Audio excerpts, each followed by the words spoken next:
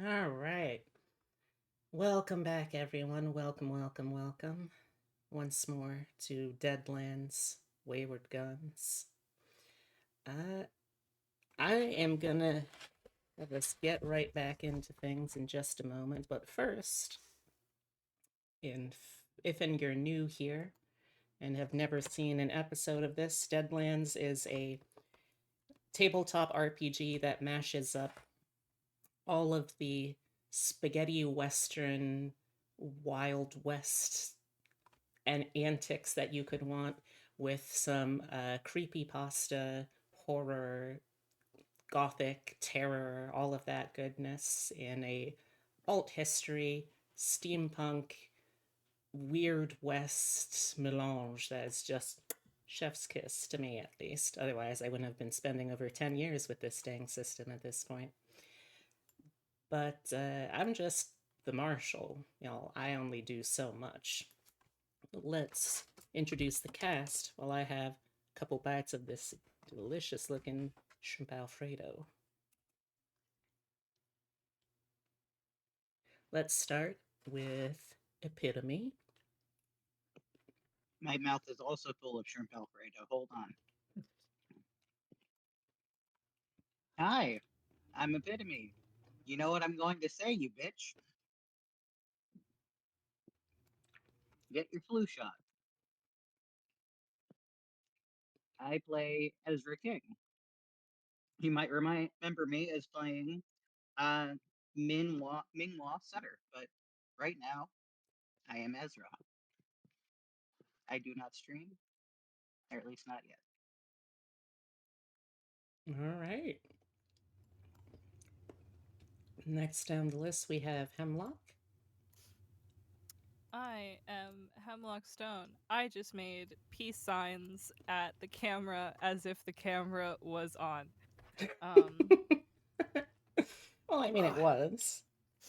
I am a model maker, an artist, an internet silly ghoul. Mm. I play Parrot, the circus sniper. Don't think too hard about it. That's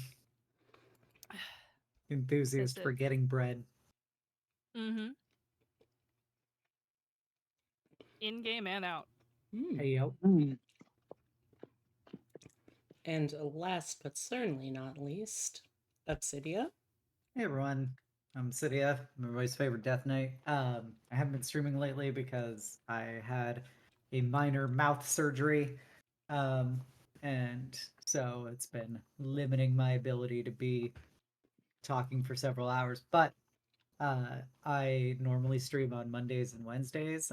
We just finished the core of my D&D campaign on Mondays. Mm. Eberron Ashes of the Last War. All that is left now is the epilogue episode where everybody gets their happy endings. Hmm. So be sure to come on by and see all of my beans after the trauma-filled finale they had get to be big old happy soul stirs. And then at some point, my 3 year streamiversary was canceled because of life and work. So I need to reschedule that, and when I have more information, I will let you beans know. All right. Sounds like a plan. Thank you. Oh, Obsidia, thank you very much for the continued support. You are up there. I don't know if you're the person with the longest running streak, but holy cow, 3 years now. That is wild.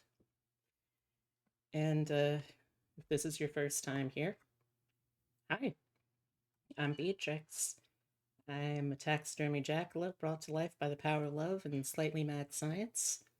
And I usually do variety streams focused towards digital artwork, roguelikes, and whenever I can, excuse me, and whenever I can, RPGs.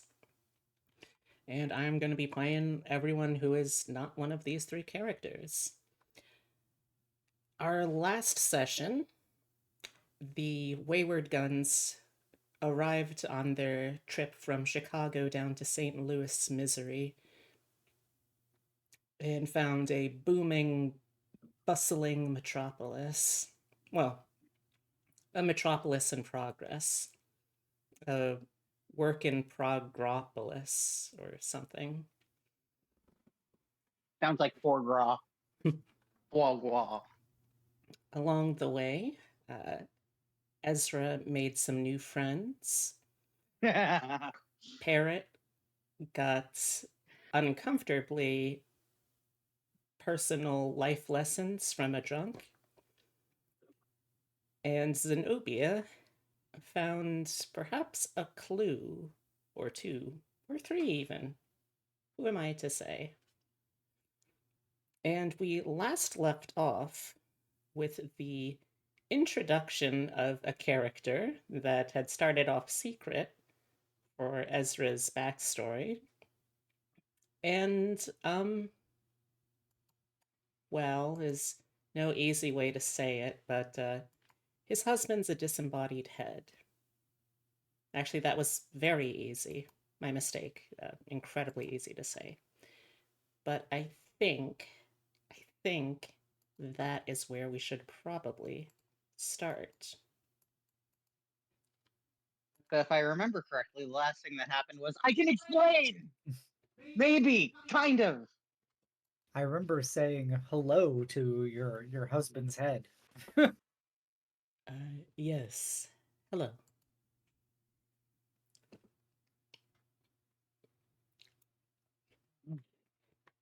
Oh, so we're just jumping right with that. Okay. Okay.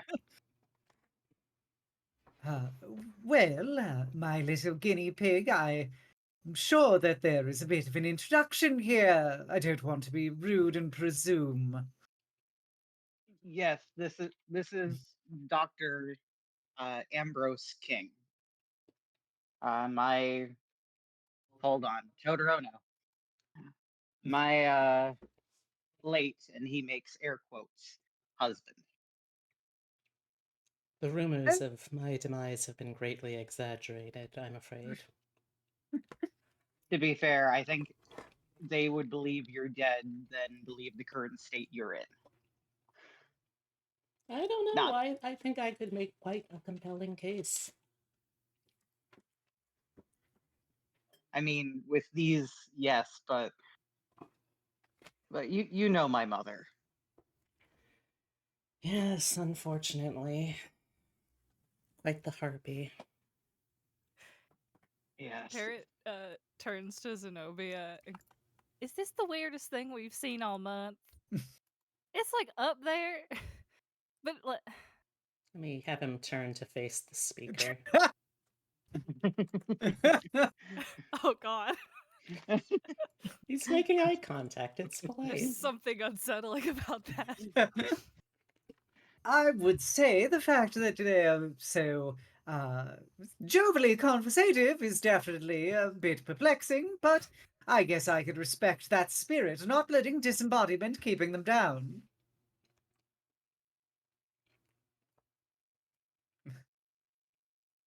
Well, I certainly try. I have an awful lot of time to think, and I don't have much else going on, as it were. I beg your pardon, I would have shook your hand, but, well. I understand, and of course I would say that it is probably a minor victory that you no longer have to worry about what to do with your hands in a given awkward situation. Yes, silver linings. You find them often where you least expect them. Granted, there's not many places for them to hide anymore, but still.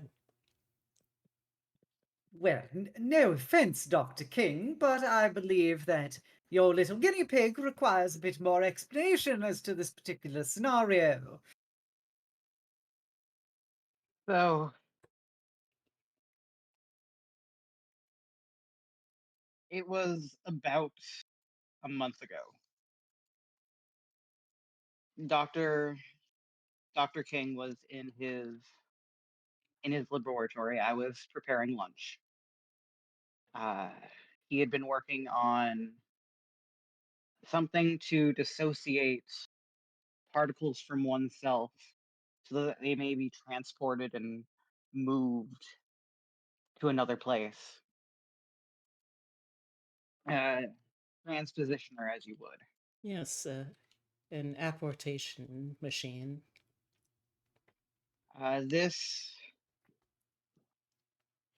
Well, I heard a loud crash, a loud explosion, and went rushing down and found his head.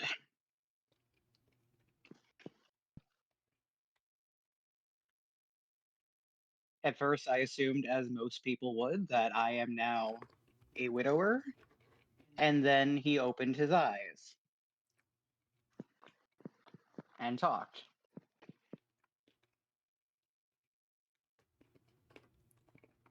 That honestly is about the long and short of it.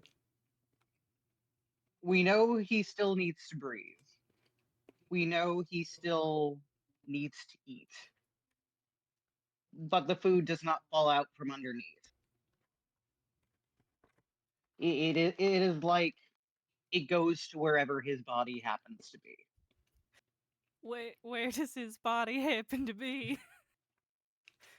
That's what we're traveling to find out. What? So we're technically I am traveling for work, but on the way to a greater goal, which is the Collegium in the maze. Oh, one of our compatriots was working for them. I believe they have returned. Oh, Oh, shame we well, didn't meet them. yeah. While they might be competitors to my employer, they may be the best option to figure out where his body ended up. Or at Smith least and that's... Roberts, you see, is Oh, go ahead. Dear. relatively content to accept the status quo of new scientific fields. Once something is considered reliable enough for market, they tend to lose much interest in it, sadly.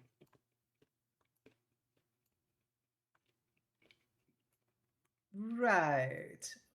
Well, I'm fascinated to think about the prospect of your body stumbling around the West somewhere and presumably not dying in whatever way it happens to be, which impressive considering the lack of, well, the control mechanism. So I guess that's a credit to you and your functionality. Well, I'll take that as something of a compliment. But from what I've been able to gather, I still need breath, I still need food and drink. Most of my body doesn't feel particularly bothered. It remains at a fairly comfortable temperature, so I can only assume wherever it is indoors, perhaps. I haven't felt wet or hot or cold. But I also haven't felt particularly weary, so think I think I would be rather unlikely to be standing somewhere. Nor have I gotten too antsy, though, which troubles me, as that would imply that I'm neither stood nor seated.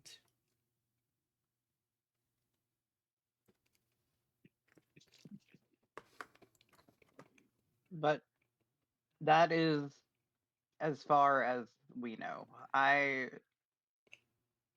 We are actively trying to figure this out. I see. Well, that certainly explains your caginess, but a surprising amount of uh, confusion around why you seem so oblivious to the most esoteric portions of life, considering, well, the presence of your newly. I hesitate to use the word decapitated, but it seems oddly applicable. Spouse. Well, If you had, I wouldn't call myself decapitated. That would imply that I'm missing a head. That's the only thing I am not missing. Well, then I guess it should be directed at your wayward body. if you had told me this were going to happen 2 months ago, I would have laughed at you. And then it happened a month ago. There are things that I do not understand, and I'm learning that I do not understand. I don't like it, but I'm learning.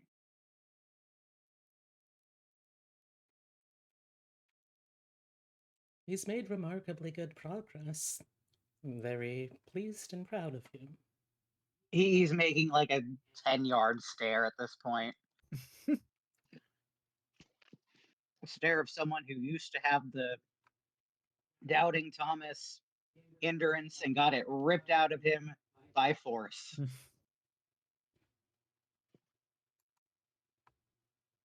Well, it's a pleasure to meet you, Dr. King. A bit of a Doulahan, if our presence is probably the most easily associatable figure for myself. Let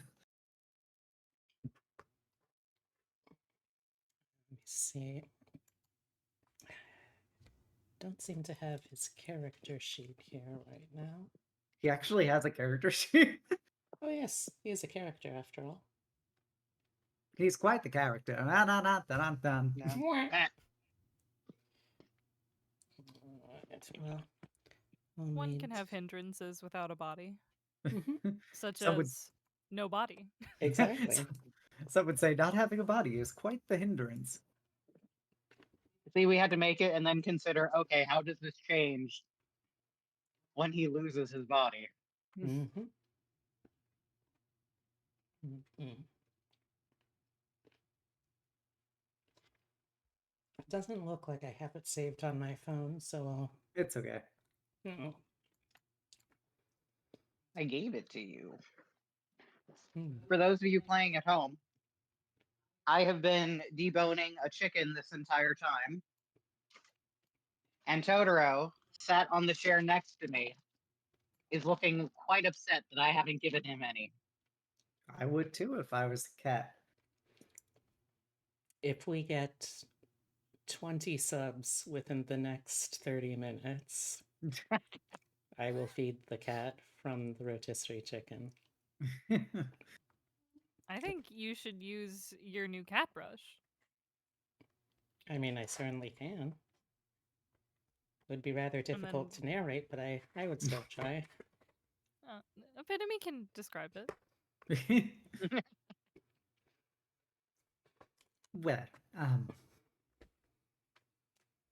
oh, I don't know how much you've been privy to our other discussions, Dr. King, but we were talking with your little guinea pig about perhaps having our paths cross, at least while we're within the city, as they seem to be somewhat useful, at least if we need to get ahead in life, and on the contrary, we can always use some extra hands, albeit only one pair. Yes, well, I am not particularly handy when it comes to physical tasks anymore, but I am certainly willing to lend a little more brain power to anything you may need. Excellent. Now, I guess there's a tertiary question around, since your little guinea pig seems to be rather skeptical about the arcane nature of existence, and how privy would you say you are, or at least how open-minded are you to the presence of the occult and other strange happenstance? Well, I must say, having found myself in a sort of vivisected existence, spread across, only the Lord perhaps could possibly know how much space, perhaps even time. I've found myself remarkably more disposed to be open minded to the unscientific. Have you found the sheet? I have not yet. Okay, I found it without his edges and hindrances. I can send you that. All right. Well then, good doctor, then I think that we at least can have a bit of an accord. I assume that you're used to maintaining a relatively low profile amongst those of us who may be less inclined to be rather persuasive to your handler.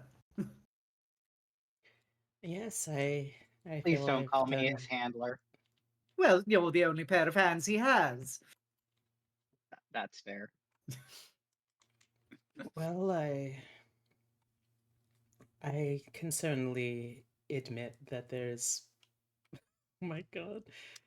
I was just scrolling through the character sheet out of character, and I forgot that he had a mysterious past, and I just have it notated on here as haunted. I'm surprised you Past forgot saunted. that. Coxgun. West Uh, Saunted. Do you need me to remind you what that was, or No, I recall. I recall. okay? Okay. Say it Well, out loud for the class. It's a secret. it's a It's surprise tool to help me later. All right then. So, yes, I can appreciate that. Well, my husband has many virtues.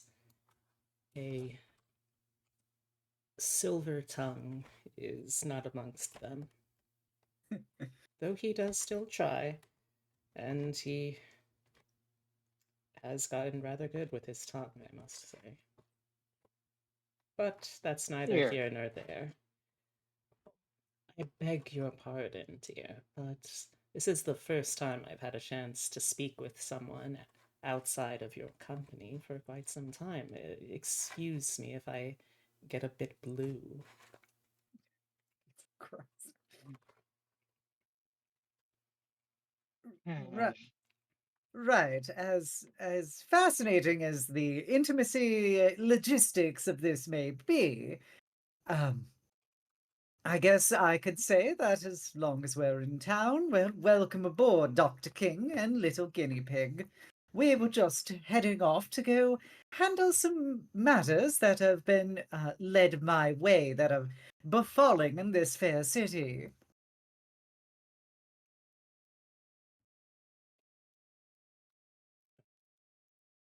It sounds amicable to me, dear. Okay. What do you think? He's sighing, and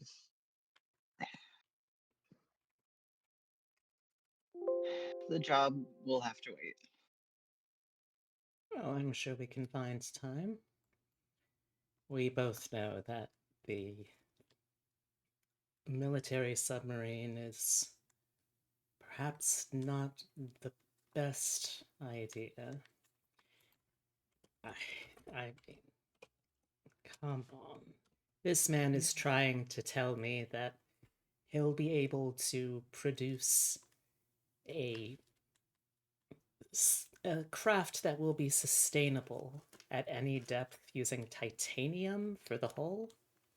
patentedly absurd. It would shatter apart underneath deep water. I'm sure it will be easy enough to point out some flaws here and there to send him back to the drawing board. That's true. That's true. Okay. I'll help. And he's looking at Ambrose when he's saying that. He's not looking at either of you. Ambrose gives you the sort of indulgent smile of, this is clearly the member of this relationship that was a more of a socialite, more of a extrovert, who is being very like trying to be very nurturing and indulgent of his personal little introvert. Gotta catch them all.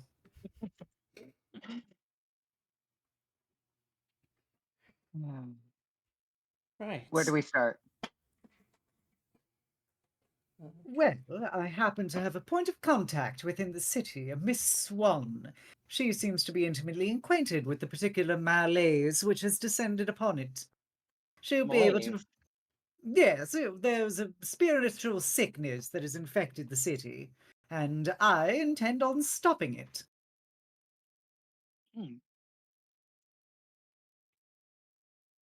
Well, they did come out with that theory recently. Well, not recently, Which theory again, darling? but germ theory. It's been around. It's been around for a bit Was that now, that but snow fellow? yes. Right, I happen to believe it is something probably more magical oriented rather than a simple bacterium, but I appreciate that you are already lending your considerable intelligence towards it. Who's to say that? I can't believe I'm saying this, but who's to say the bacterium can't be magical? Yes, Oh, sorry. That certainly could be. probably magic germ. Well, yes, I mean, magic and science were very often linked together. Sir Isaac Newton was a very prolific alchemist in his day. And, well, when you describe this germ theory as invisible, untraceable entities that can freely enter in and out of a human body and affect it so dramatically, from another angle, that certainly does sound like a form of magic, I would say.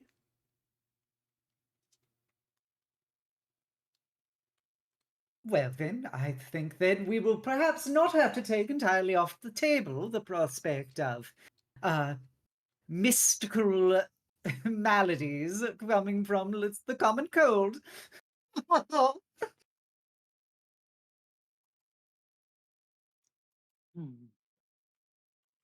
If you know the contact, lead the way. I'll get Ambrose back so we can leave. I'm sorry, dear.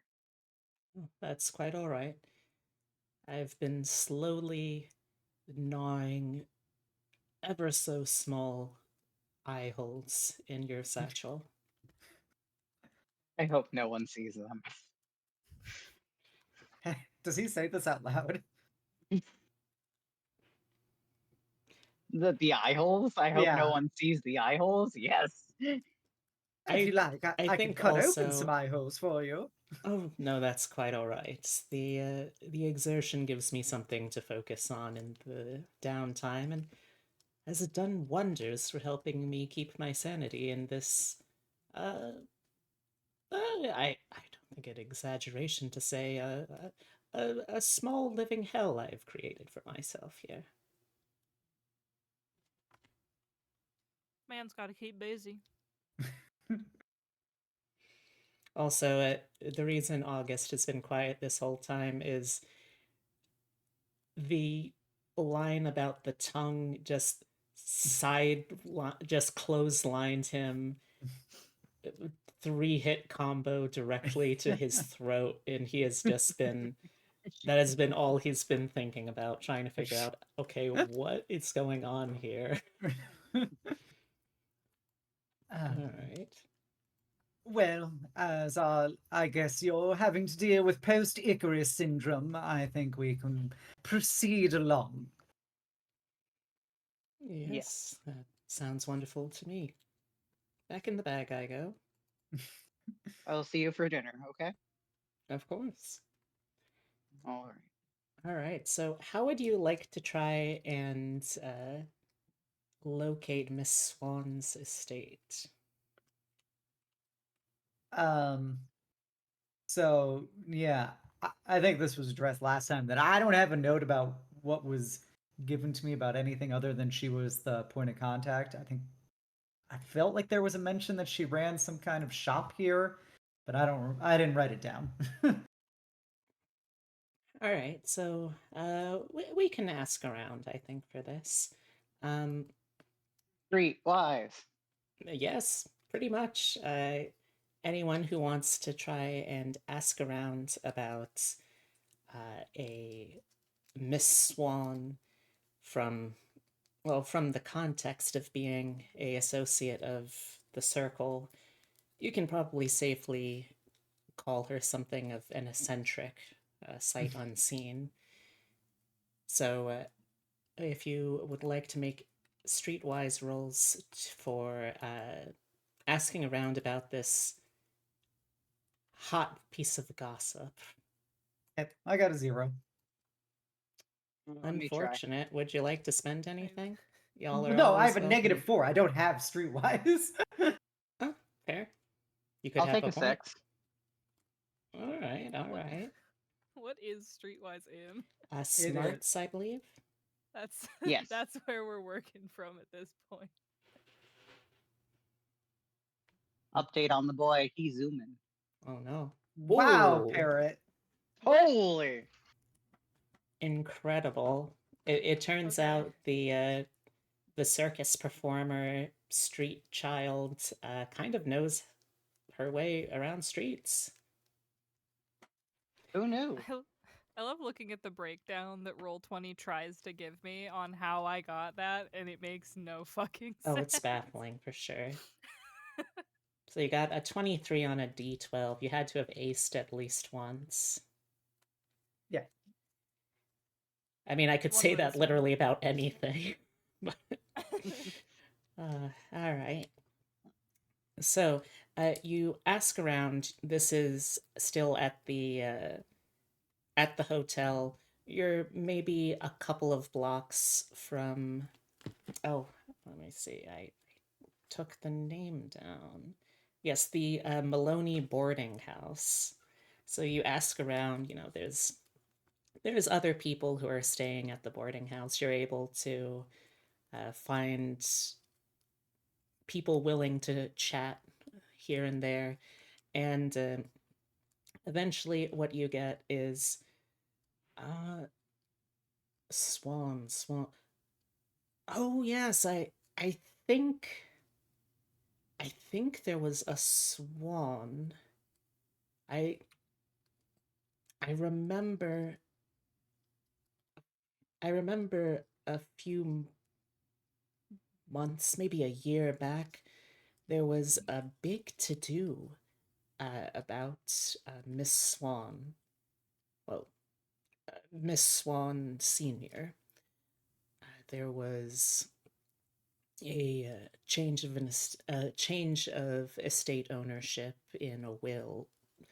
The old broad passed away, and uh, apparently left the estate a beautiful old building, probably one of the older ones in the more developed district of the city, to a relative that no one had really met from outside of town. I didn't ever speak with her personally, but she had a certain air about her that felt a little off. But she supposedly came from the islands, so who's to say? Perhaps that's just normal for people down there.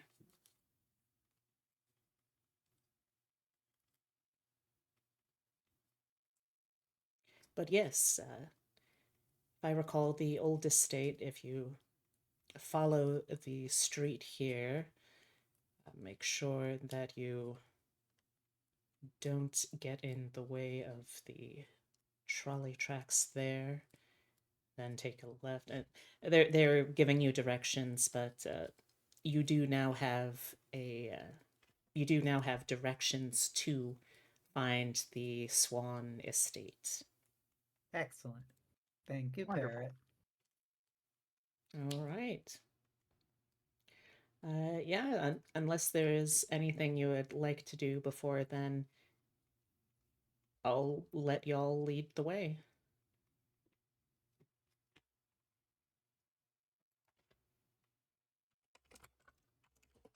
So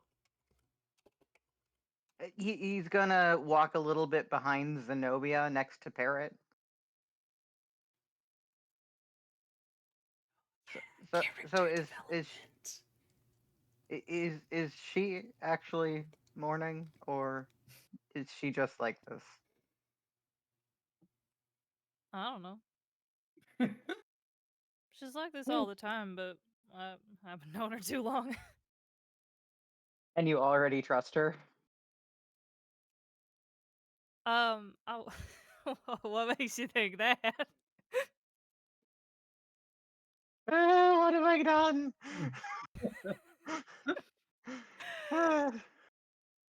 I think if Xenobia wanted to kill me, she would have done it already. We're good. The color drains from his face.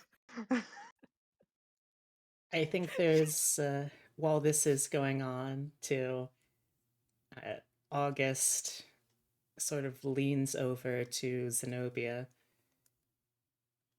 Now, Zenobia, you're not planning to try to do any untoward experiments yourself, are you? What an incredibly vague statement, Padre. Well, I know how you can get with magic things so far.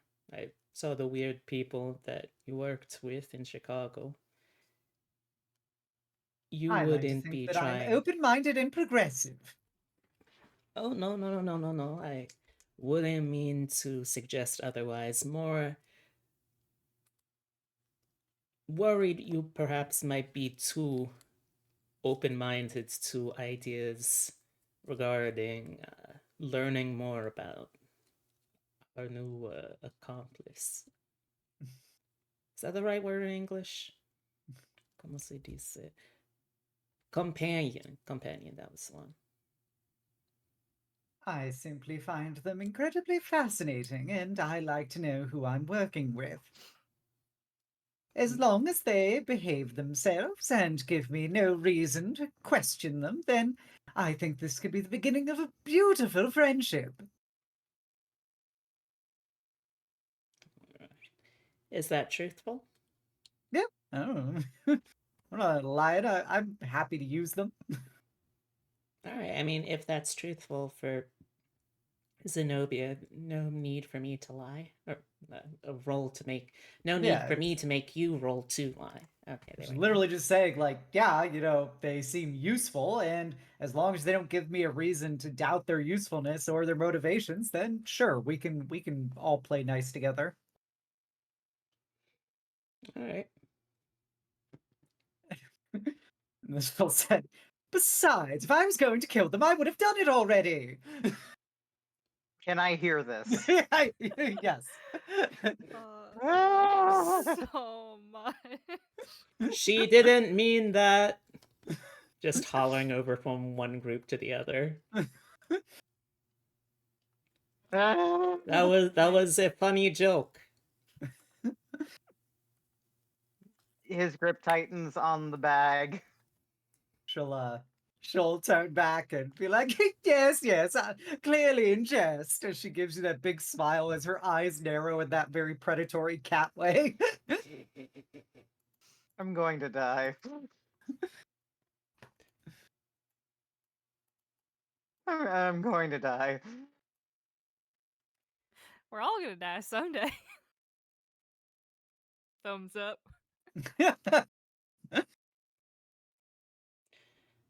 So, on that cheerful note, I think it takes a few minutes of walking. You know, you're going past, you can see the trolley cars of St. Louis.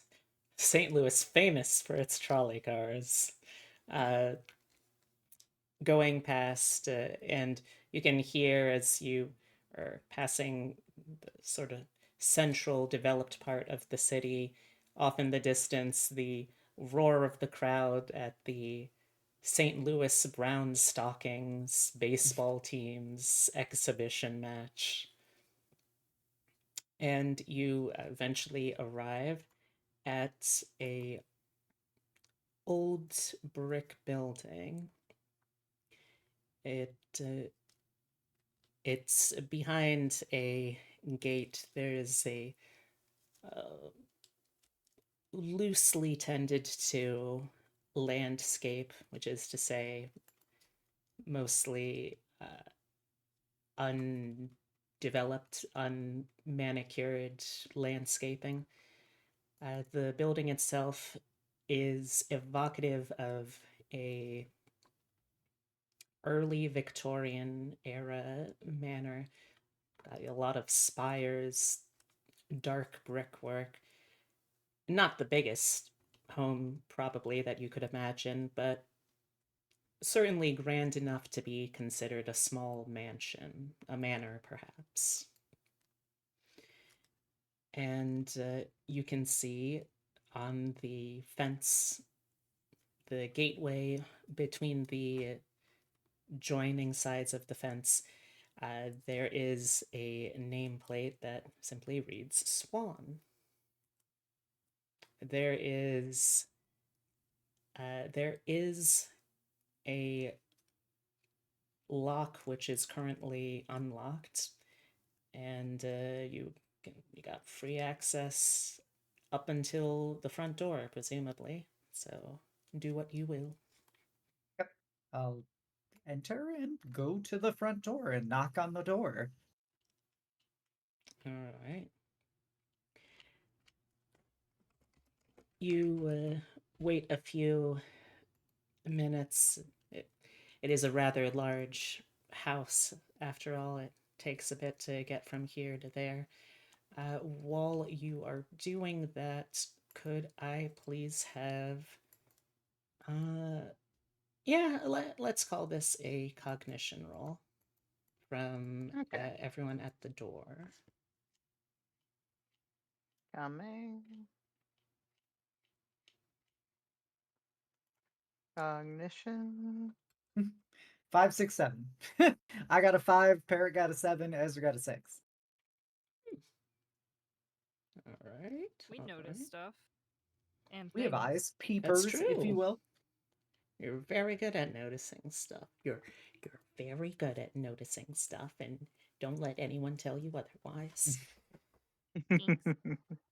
So with that, you get that kind of feeling where the hairs on the back of your neck pop up a little bit, and as you sort of look around trying to get a sense of what could have caused that sensation, you see up in one of the, I believe they would be not parapet, that's like the top of the tower, I believe, but you see up at one of the windows of a spire, there is a shade, very heavy looking shade, that is pulled aside slightly, and you can see that it closes back up as you look up.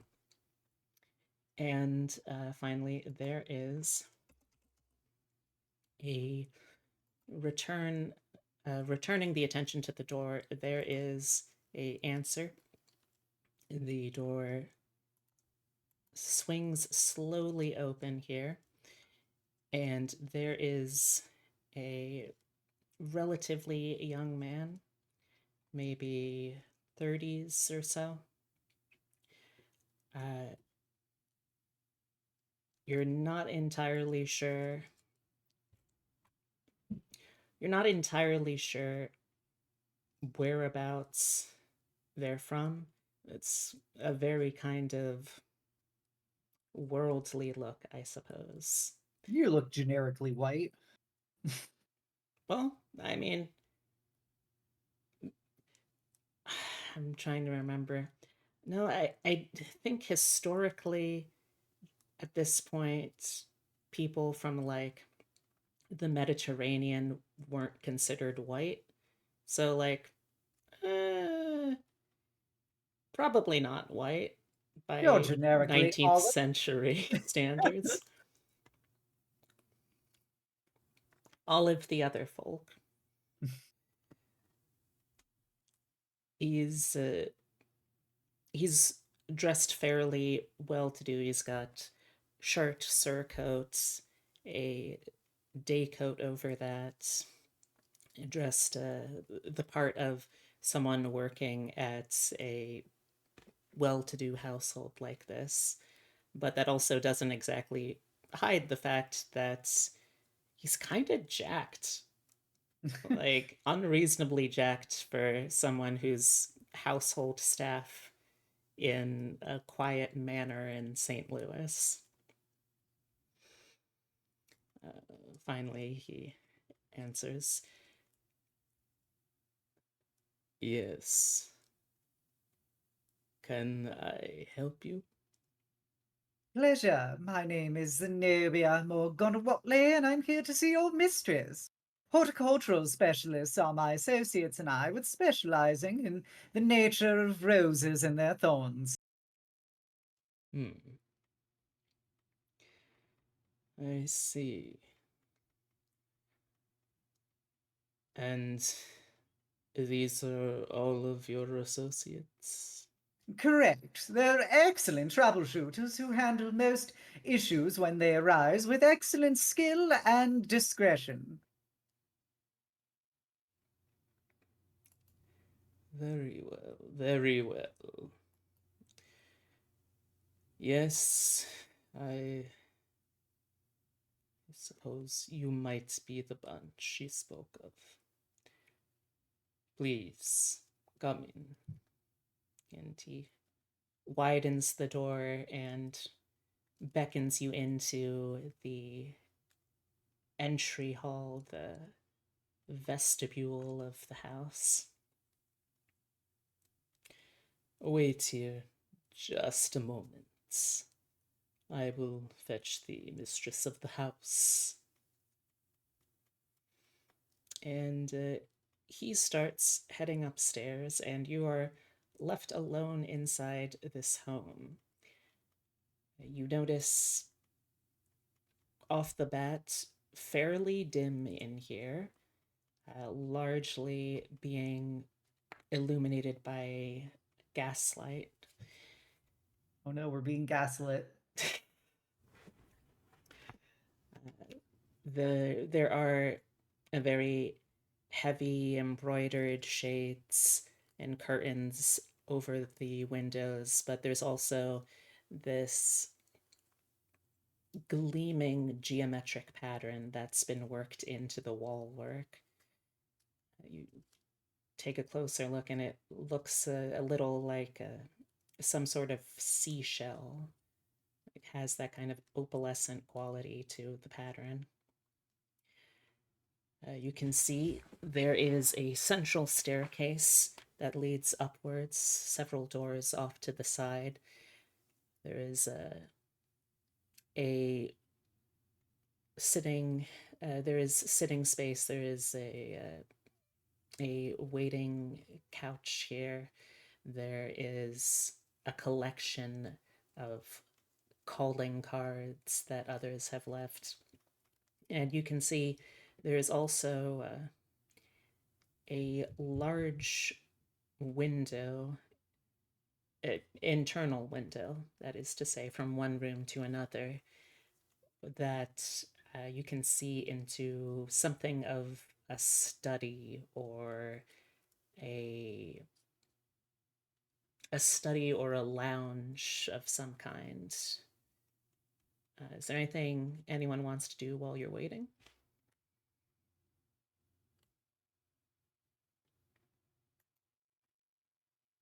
I take a look around from my vantage point, just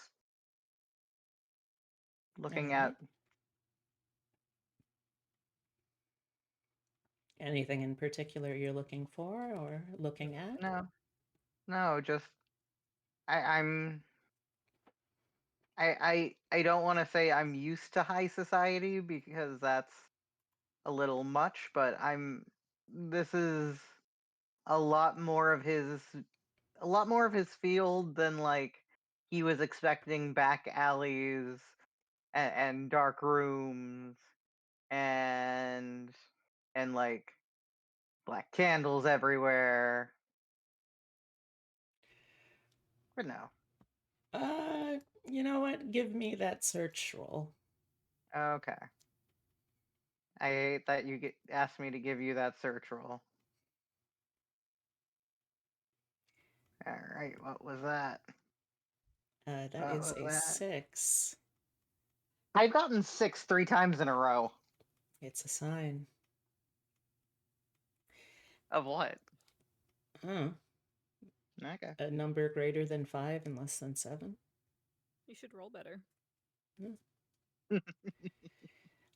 As you are thinking how refreshing it is that this is a relatively normal building to be in, you see through the window into the study.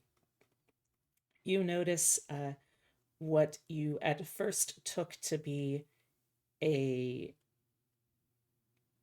a coat rack, a hat stand, is actually a display skeleton, but the proportions are kind of off.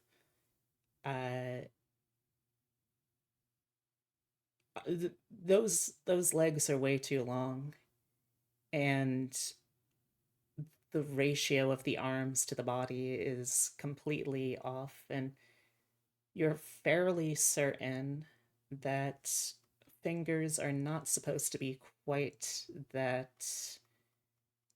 sharp at the tip. Ah, I retract my statement. This is going to be weird. I try.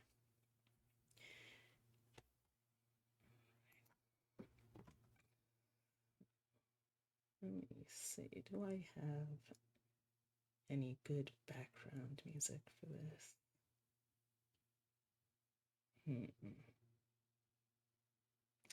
Not sure. Rat battle.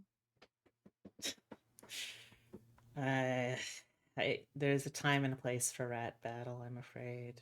This isn't quite Rat it. battle works in any situation. I'm gonna walk down the aisle to rat battle. So. Oh my gosh. So as this is going on, let's see, this might work.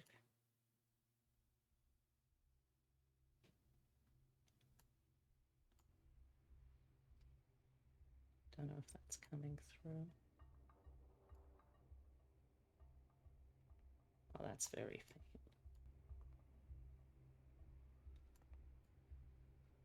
So as you're starting to take these things in, there is the sound of footsteps on the stairwell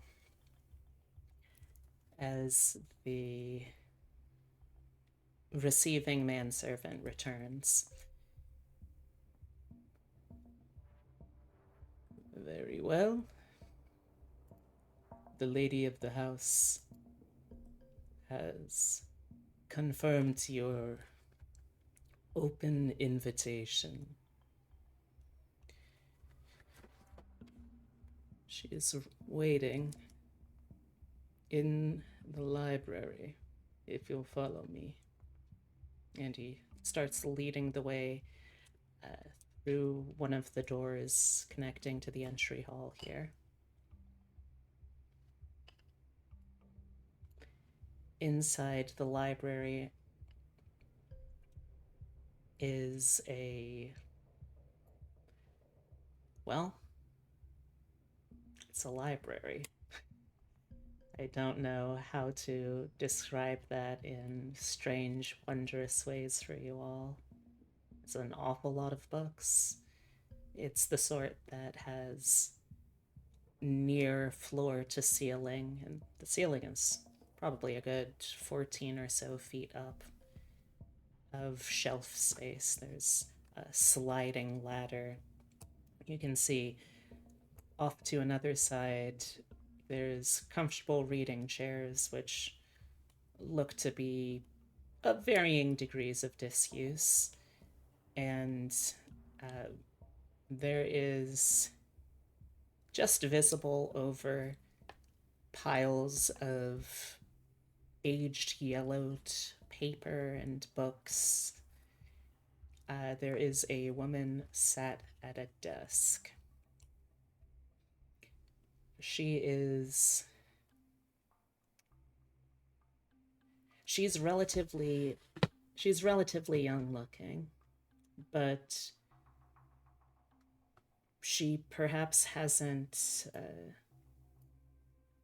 she's aged in a way that she carries that unbearable weight of the old, the worn out, the weary. But it doesn't exactly look like that's where she should be at with her physical age.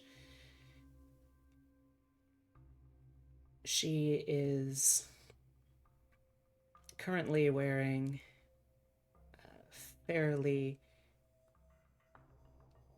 fairly conservative outfit. She's, has her corset, has her long dress, all of that. Very dark greens and reds and blues. And she keeps her hair, which is in these thin little locks, tied back and up in a bun. Sounds familiar. Well, as far as I'm aware, Xenobia doesn't look like she hails from the Caribbean, so... No, I wrote with the hair in the bun. Yeah. But, yes, little loose locks poke out of the bun here and there.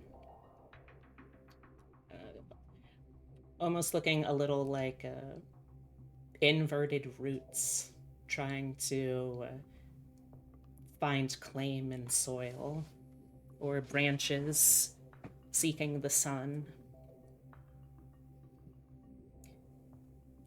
And yes, she seems very wary but slow and measured when she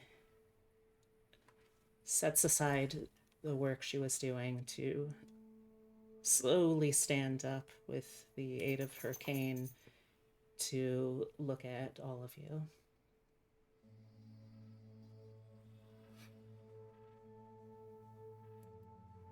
So I understand you have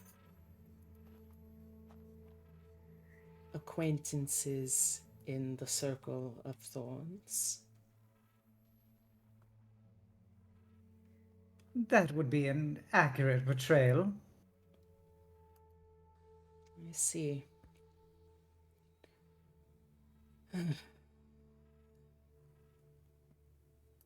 And I suppose they are the ones who.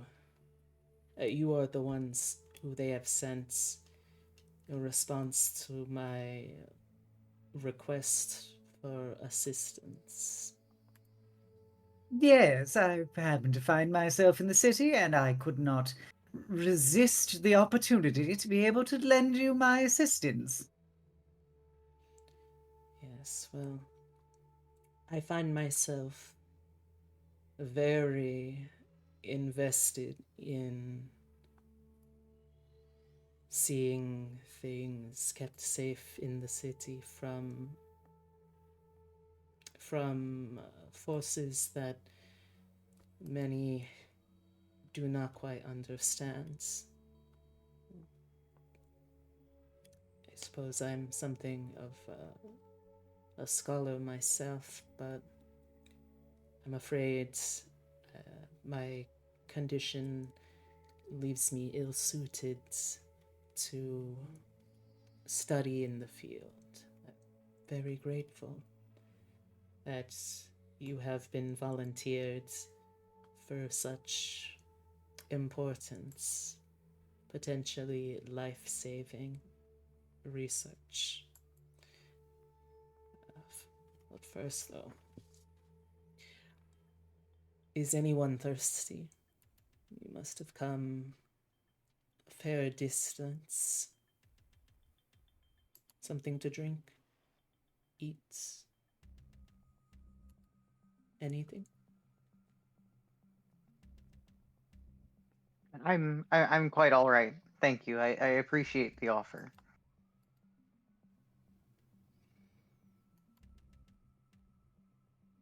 Well, if you don't mind, I'll take some tea. Let's see. Anything for you? I'm good. August politely refuses. Very well. Cortez, if you would be so kind as to prepare some tea, as well as. And she looks down at a clock sat on the desk, as well as some of my medication. And the man, Cortez, apparently gives a short nod and turns on his heel to leave the room. Please, please, take a seat. I must apologize. I am unaccompanied to take in visitors normally. I'm not much for social life, you see.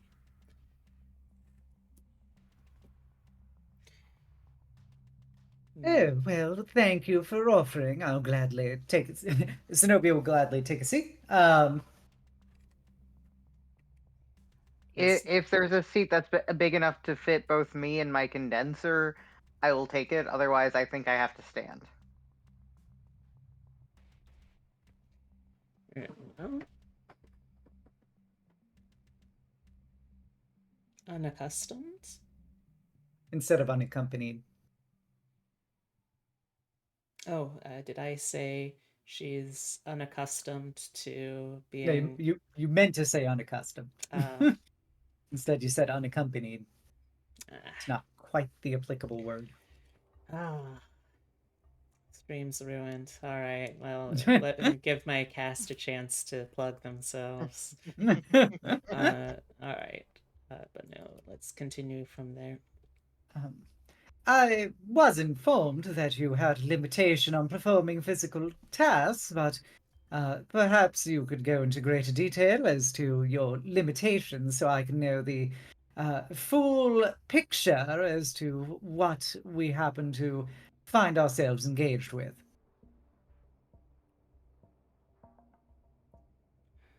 Very well.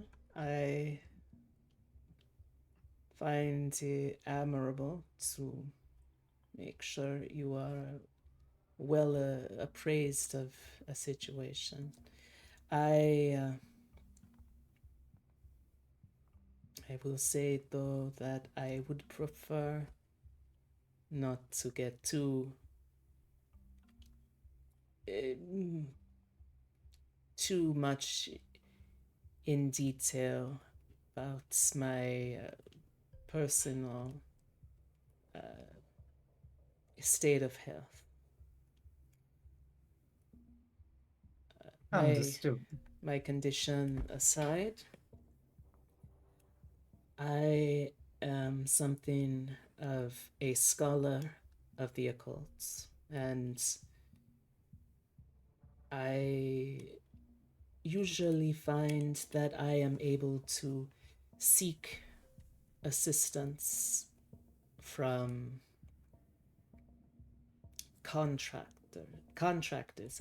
I think would be the best way to describe them. Out of the city, out of my concern, at least outside of some means of keeping in touch. Beyond that, though, I I don't often find myself in a position to be able to investigate something so near to my home. This was published today, and she picks up a newspaper from the stack of documents from her desk and tosses it onto a low table between the chairs. And you can see that the headline of it is Husband and Wife Found Dead in Gruesome Slaying. Only survivor, the daughter, only survivor, unable to account for the whereabouts or identity of possible culprits, held in custody under suspect of being the perpetrator of her parents' own untimely demise.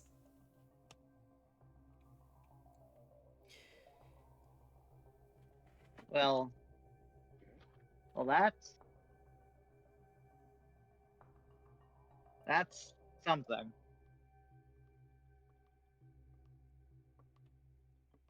I like to keep a close eye on the comings and goings of unnatural and abnormal goings on about the city. And I have found in some of my instruments and have heard from some of my contacts that there may have been some sort of entity going around as of fairly recently. Moreover, though, I found in this issue a unusual difference. Oh,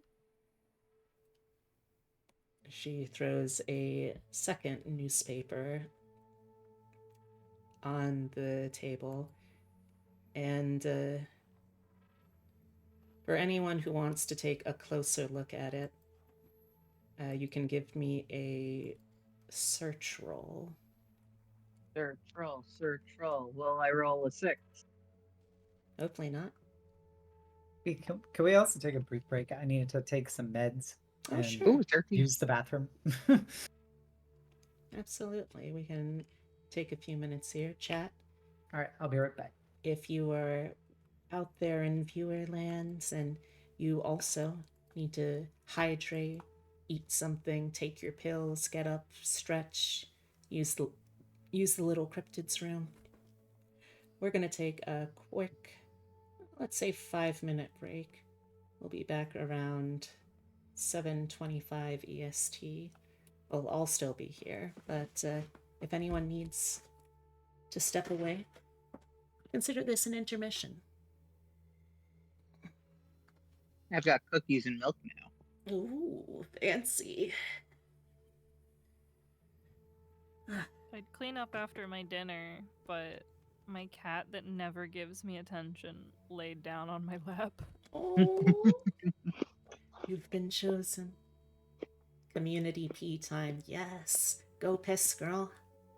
Everybody piss. I'm gonna put my leftover containers away. You didn't finish?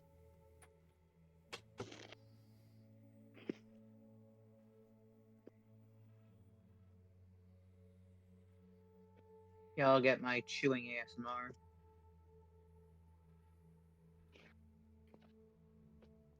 Get those bagel chips out. Increase it. I don't have any bagel chips right now. What I have is Chips God. Ahoy. Damn it. Not crunchy enough. We need to get crunchier. And they're like normal Chips Ahoy crunchy. I'm dipping them in milk. No. Crunchier. Bagel chip crunchy. That's the good shit. That scratches my brain. Y'all, I am so excited. I feel like such a professional little small business owner. I wanted to get these made in time for Katsucon, and they just came in today. I'm looking at a stack of 100 nice, clean prints, double-sided business cards. Yay! Can you show the class? You know what? I can. Let's see. Let's Oh man. switch Forte back here. went to Okay, like I'm a back. small bookstore Welcome to back. get me a copy of Dune, Mhm. and their business card is a bookmark. Oh, that's cute. That's cute. That's And smart. now I want to make them so bad for me. I mean, you can make just bookmarks pretty easily. I know, but like with a little QR code that goes to my card, that's cute. If you're gonna make a bookmark, I feel like you should go the extra mile, get it like laminated, maybe have a nice ribbon on it. Yeah, I would want to do like a long vertical illustration for one side Ooh. too. You have any The one that I got. ideas for like good pictures of yourself reading or something? Yeah. The one I got from the bookstore has like one of my favorite like Art Nouveau paintings on it. It's very beautiful.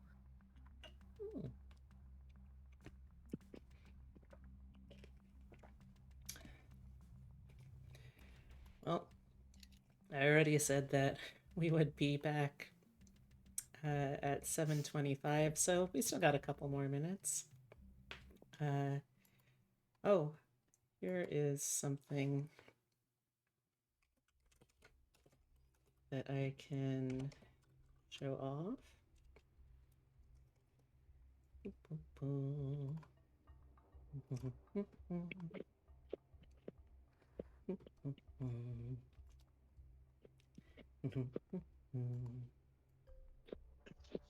Okay. For those of you who are watching this day of or sometime shortly thereafter, before March 2nd, basically, I just announced this on Twitter a couple of hours ago. I've been kind of talking about it here and there for a while on stream, but I finally settled on a specific time to start. I'm going to be doing it will be a very belated birthday subathon. My human Sona's birthday is February 22nd. Incoming raiders. Oh my gosh. Hello, hello. Welcome in, everyone. You caught us at a great time because I can actually talk right now because we're still in intermission. Hey, hello, hi everyone. Bimbo hours. That is certainly nice.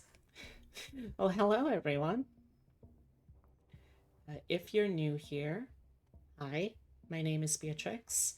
I'm a taxidermy jackalope brought to life by the power of love and slightly mad science. I do variety streams with a focus on roguelikes, digital artwork, and whenever given the chance, RPGs.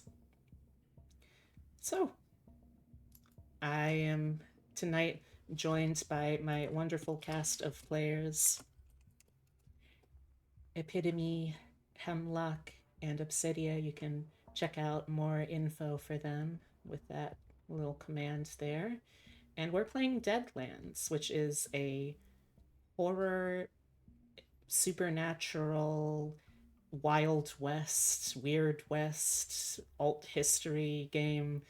It's got a lot going on, and it's a little hard to explain, but we have a bunch of heroes in 1876 who are, at this point, in St. Louis, Missouri, talking to a strange, sickly occultist in a creepy old manor house's library about, apparently, the gruesome murder of a husband and a wife, potentially, by their own daughter.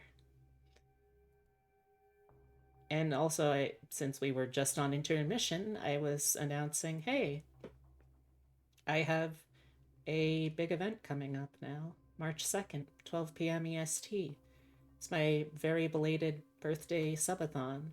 I'm going to be raising money so I can go visit my long-distance girlfriend, Gyaru Garo, and also to upgrade my stream equipment. I'm going to be playing games, going to have silly incentives, going to be debuting a new model, so yeah, hope to see you there. I probably won't be talking as much once we get into things, but if y'all want to check me out outside of stream, you can use the socials command. And with that all taken care of, I think we can get right back into the game if everyone's ready. Yep. Yep. All right. So she threw down the second copy of the newspaper. On a 13, you notice that most of the details here are about the same, just skimming through the headline. One thing that does differ is on the first of the newspapers, the time listed in the story itself. The story goes on to say that the first eyewitness outside of the daughter reportedly heard sounds of struggle, screams coming from his neighbor down the way's house at approximately 10 a.m. this morning. This is the afternoon printing. But the second one, while it still says 10 a.m., it also says that this was printed at 10 a.m. as well, a full 2 hours earlier than the other newspaper. I don't understand. Well, this is the afternoon edition. This is the morning edition.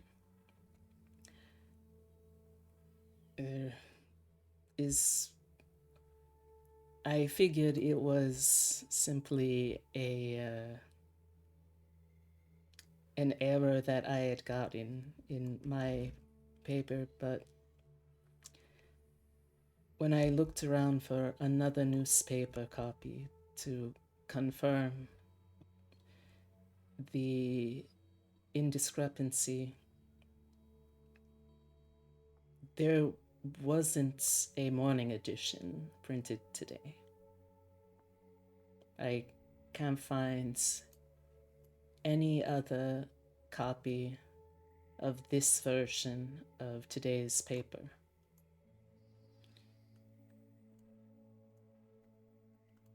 And just to be clear, the time was different. One was at 10 and one was at 8 a.m. One was at 10, one was at noon. Okay, which one was at noon? They both have the same story essentially, but the timing of the 10 a.m. paper,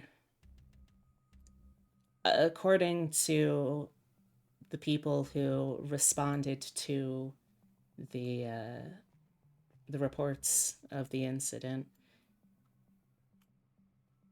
there wasn't a big enough window of time between when that happened. Like it would have had to be that it had all of the details within seconds, within minutes at the most, in order to print and have a story that was happening very, very close to 10 a.m. this morning be reported on at 10 a.m. It's no real instant news. Okay, that makes sense. I still don't understand what's going on. So there's two papers reporting about the. Is it the same like agency that did both papers, the 10 a.m. and the 12 a.m. one? Yes. Okay. It's the St. Louis Respondent. Yeah. So you got the same agency released two papers talking about the same thing, but one was at 10 and one was at 12. And the 10 a.m. version, she seems to be the only one who has it. No, but there was no other copies of the 10 a.m. version. That and the timing of the attack that they're describing would have had to happen like as they're putting the letters in the printing press with them watching. Okay, so then the murder happened at 10 a.m. today, and they released a paper at 10 a.m. today that only Miss Swan got, but everyone else in the world got the 12 a.m. version of it. Yes. Okay, it was very confusing to me hearing how you laid it out. Apologies. I'm not very good at talking, despite appearances. Okay, then in light of that, do you have some special rapport that gets you such instantaneous communiques?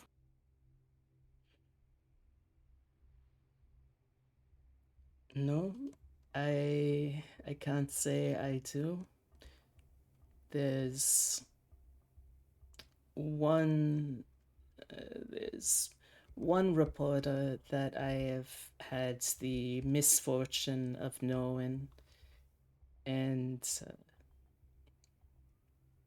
while not not an enemy, I would not exactly consider Mr. Reese Phillips a acquaintance.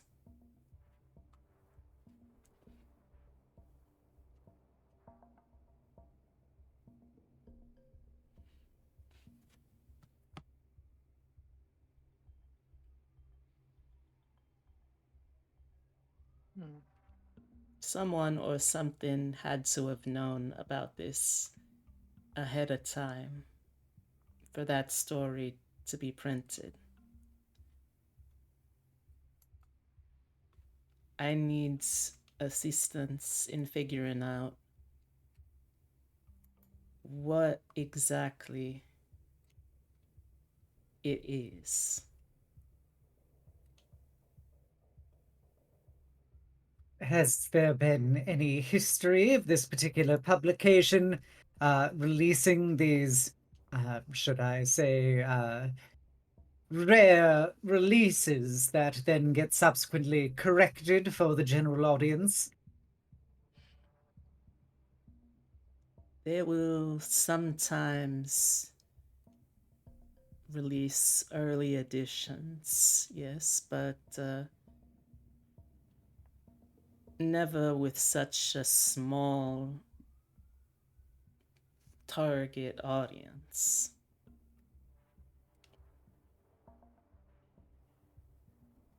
Did Mr. Phillips personally deliver this paper to you?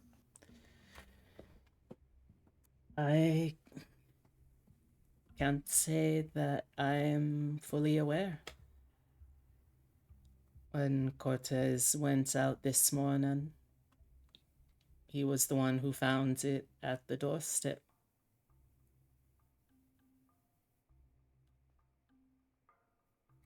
Well, if you were the only one who received this notification, then it would be safe to assume that somebody was trying to clue you in on something, or at least send you a message. Otherwise, what would be the point of delivering you the exception to the rule before it is made for general release a few hours later? My thoughts exactly. And considering the timing, I'm concerned that they may have somehow been involved in this. If the timing is as I'm calculating it to be, there is little to no way they either wouldn't have or no, they must have been involved at least somehow.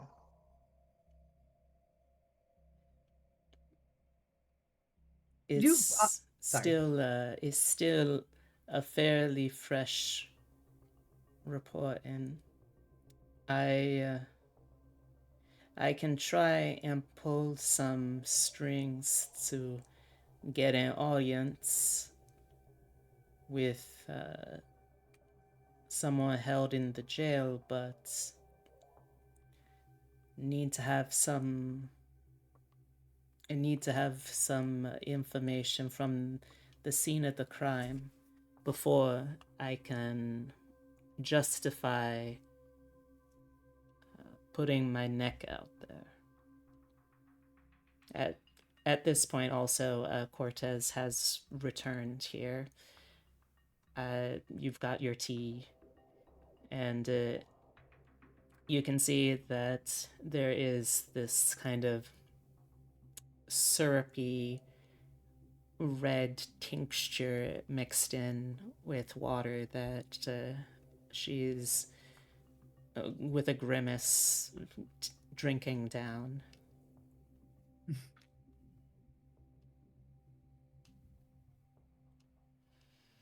So, we first would have to gain access to this murder scene and presumably gather more appropriate information about our potential assailant before that you were willing to let us meet the prodigal daughter that is at the center of this particular accusation. That sounds just about correct.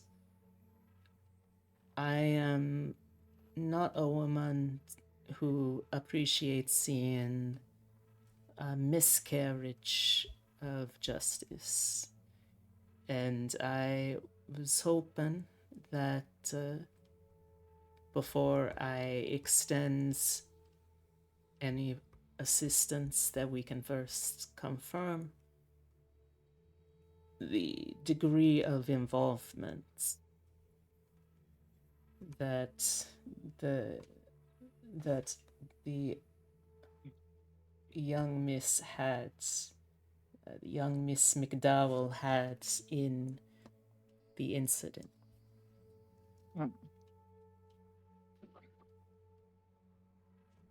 How old does the article say the child was?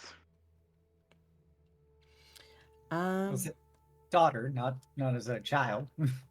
Oh. Oh, I mean, I think that's a fair leap of logic, not necessarily correct, but fair. There's not too many details, but the article does describe her as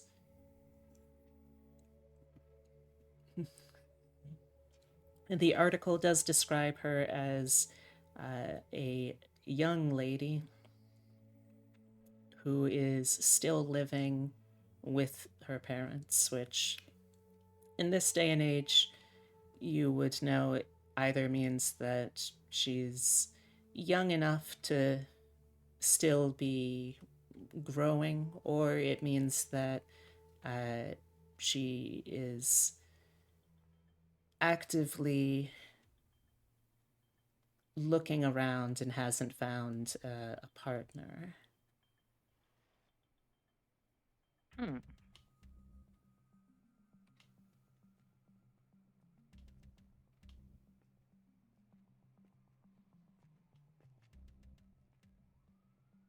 How big of an institution is the St. Louis Reporter? The St. Louis Respondent is... It's one of the papers of the city. It's a big city, you know. Pretty soon, one of the biggest, perhaps. But it is a city that is large enough to support a handful of small presses. We, of course, also get other rags like the Tombstone Epitaph, but by and large, I would say perhaps 4 or 5 papers in the city of varying sizes. This one's somewhere midland. I'm just trying to get a size and scope of their operations so we know how many potential connection points may be involved in the responding and reporting of such instances. If this was simply a mother and father operation where we'd have a relatively limited pool from which that they could be doing this. But if it is a large institution, I would find it surprising that somebody would be able to release such a timely paper of their own accord and not have it be for wider distribution. From what I understand of those machines, that they happen to deal in rather large increments, not simply in solitary fare. That is true, that is true. I will say in terms of orders of magnitude, I've never been down to the paper myself before, but I would say there's been maybe from what I heard, maybe a dozen or 2 employees for a paper that size.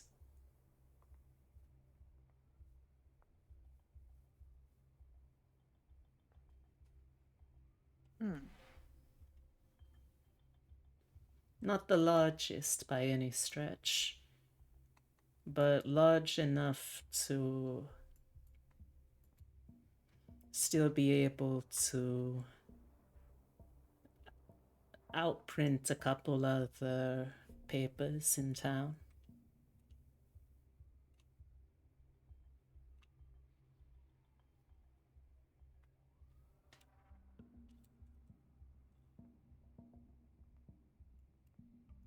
I see, I see.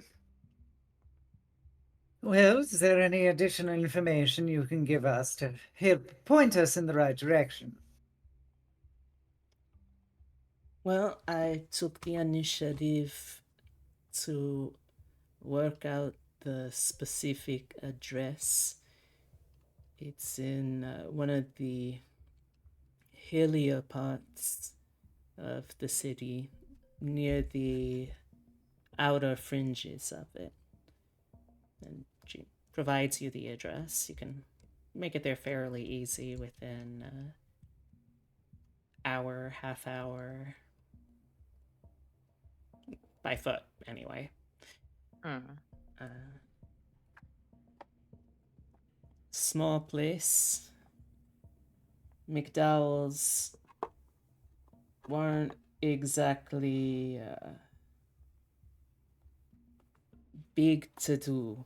Never ran into at any of the few society functions that I've been able to go to.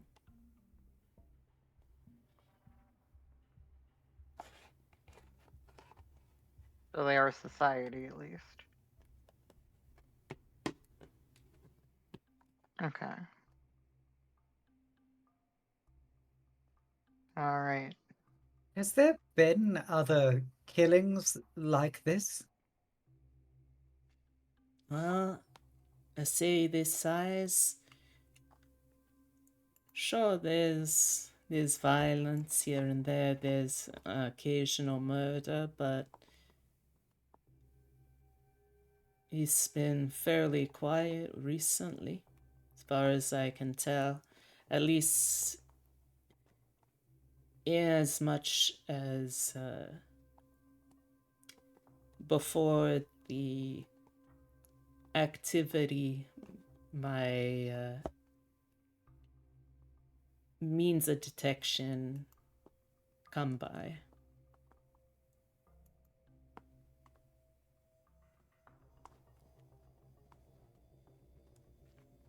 I see. Practice a few spells myself. I'm sure that a group such as you are not unfamiliar with that. Quite. Ezra averts his gaze, but doesn't say anything. We are intimately acquainted with most forms of sorcery and incantations.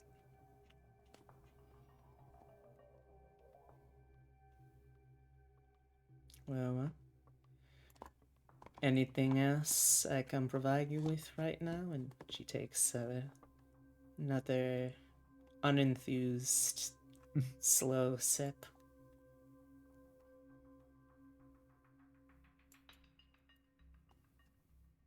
Does anybody else have any questions? I don't at this point. Like, Not that Just- she could answer. so to summarize, we've got a murder that occurred, killing these two McDowell parents. The only person who was there was the daughter. She is in custody as a suspected killer. In the 10 a.m. print of a paper that shouldn't have existed, because it was contemporaneous with the murder. It also indicated that eyewitnesses heard sounds of struggles and screams. The actual paper was received at 12 a.m., which would imply that there was a message being directly sent to Miss Swan. And so whoever was involved in this paper has to have also been aware of the killing, because the evidence and the time are too close to each other to be possible to print this. And so we have the address for the house, and once we have gotten more info from the house, she'd be willing to give us the pull to be able to go talk to the daughter in jail. Yes, that's where I stand too. Okay. Well, then I believe we at least have enough to get going. If we require any additional elucidation, I'm sure we can always stop by once more.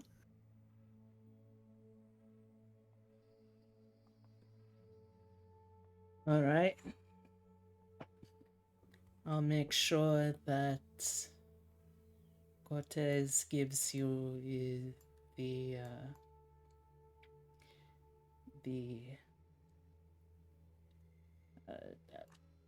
information for the phone if you find that a convenience. Otherwise, you're welcome to come by on foot, by telegraph, whatever works. I do Excellent. apologize for not being of more assistance. Now, I was apprised that there were uh, more extensive issues lurking over the city, but is this perhaps the more direct term for what is occurring here, rather than some kind of nebulous malaise? Well, I I don't know where you get your information from here, Miss Whatley. You said it was, yes? Xenobia Morgana Whatley. Well, Miss Zenobia Morgana Whatley, I have not had the experience dealing with whatever means of message mutual acquaintances in the circle have used to contact you, but I can only assume they were speaking of this, yes. And Excellent. one bit of warning. Since Phillips is a muckraker, you may run into him. If you do, he may prove useful, but don't be quick to trust him. He's not one to do something without getting something out of it. Okay. This entire time, Ezra has been writing down all of this in his notebook. Oh, that's cute. Also very helpful because I keep terrible notes for these games. I didn't say I was taking notes, just Ezra in game is. I take actual notes. And that's why you're the favorite.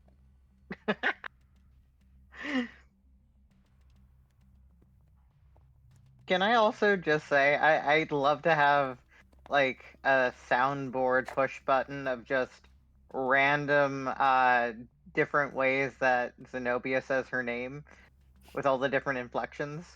I feel like it's fairly consistent, but yeah. Well, there's different lengths and different emphases. Sometimes Morgana is just a Morgana or just or Morgana, you know.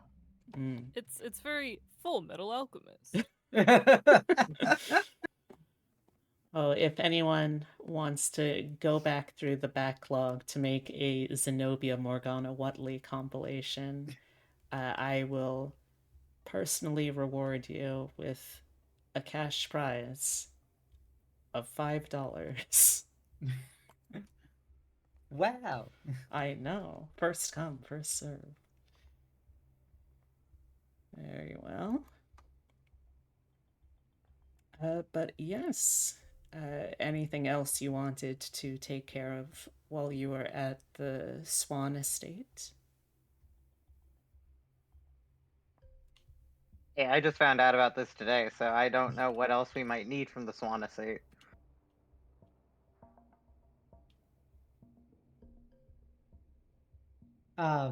Yeah, I don't know. once, of course, this is all resolved, I'm sure that we could have more, uh, a more intimate time, getting to know each other better. Perhaps we can learn something from each other.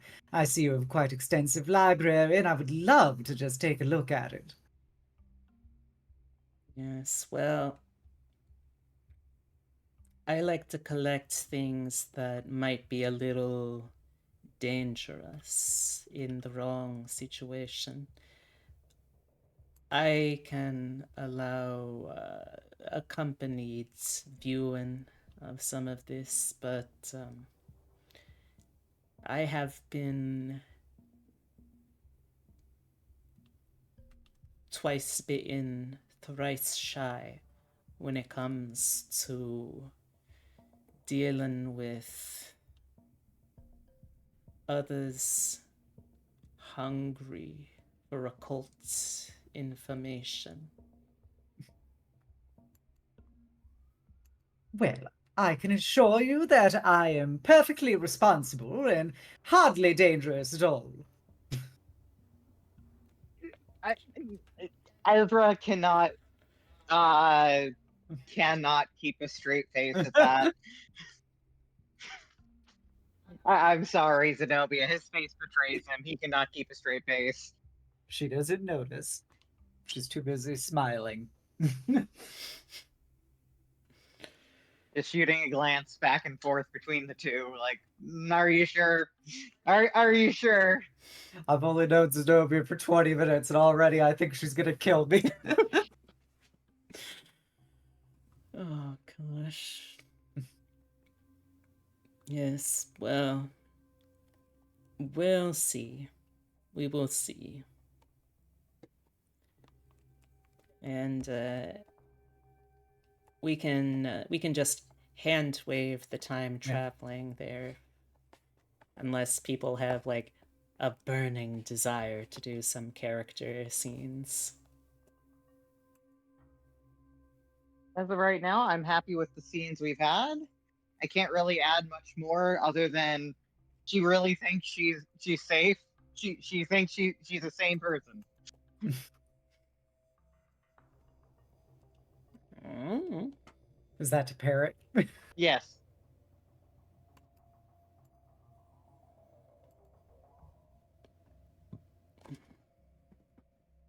All Parrot. Seems right. fine to me. Yep.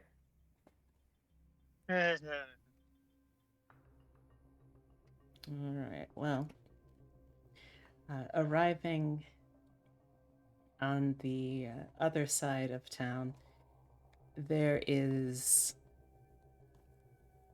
a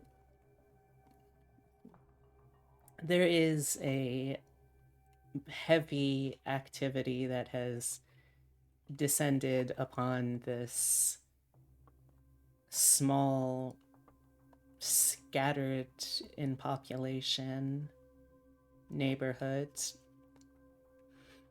You can see that there is a home in question which has been fairly well defined by the curious onlookers and paper writers and photographers circling it like some kind of carrion bird waiting for more. You do see a couple, judging by the badges, of sheriff's department employees here and there, and they are doing their best at the moment to simply stem the tide of exploitative journalism. I They occasionally have a person coming in and out of the house, but you can probably sneak out of there relatively easily. What would you Good like to to do? I imagine we wouldn't be able to get past the police. Like, what are we going to say? We're private investigators? We have no proof of that. Well, said we could sneak in, so we don't have to tell people shit. I mean, I can try to sneak in. Are you not good at the sneaking? I have a condenser on my back. Do you want to be a distraction then?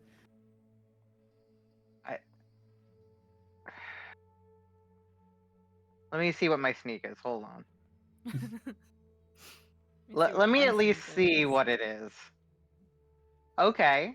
Okay, I have 2 in sneak I can try, but I imagine 2d6. I imagine that might not help us. Okay.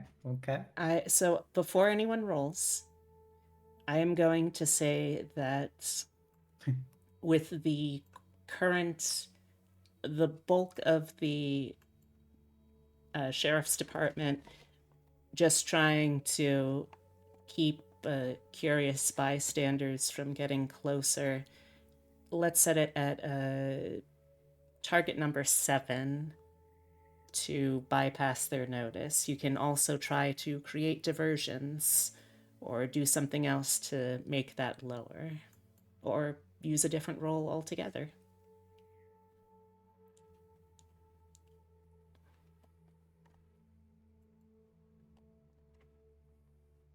Oops, misclicked. I perhaps think it might be a bit advantageous if heavily encumbered little guinea pig forms a kind of distraction. You look to be, well, not particularly blusterous into your own right, but your devices, of what little you've demonstrated, have a fantastical element for them that certainly draws the eye. Could you perhaps inquire from erstwhile detectives very cursory information, and generally just keep the people's eyes and ears occupied upon you? I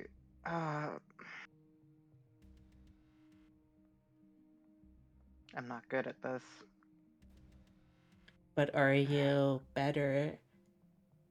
Are you better No, than that was in your? character. I know. I'm saying like out of character. But is he better at doing this, or is he better at resisting the peer pressure to do this? I'm gonna roll a d20 to find out. Oh, High, he resists peer pressure. Low, he does not. that is a 13. That is a 13. That is high. You don't necessarily have to talk to the cops. You could just make a scene, start a fire. Why do you jump to starting a fire? Fires are generally very distracting. It's easy. It's the easiest one. I'd rather not be arrested for arson. It's easy to start a fire without being seen. You're the science guy.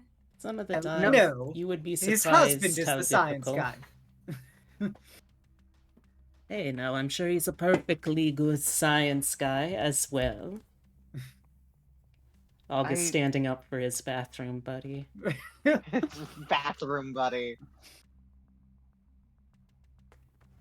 I You could chase Abby up and down the street saying you can't catch your dog. I don't know if that would in fairness, I could also probably do that. That might be more distracting. You play a magic fiddle. You could clearly assist him. Actually, I was going to say he might be more distracting than I am.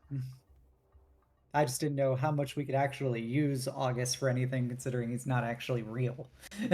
Yeah, I'm going to say, since right now we're representing him as a more passive party member until, well,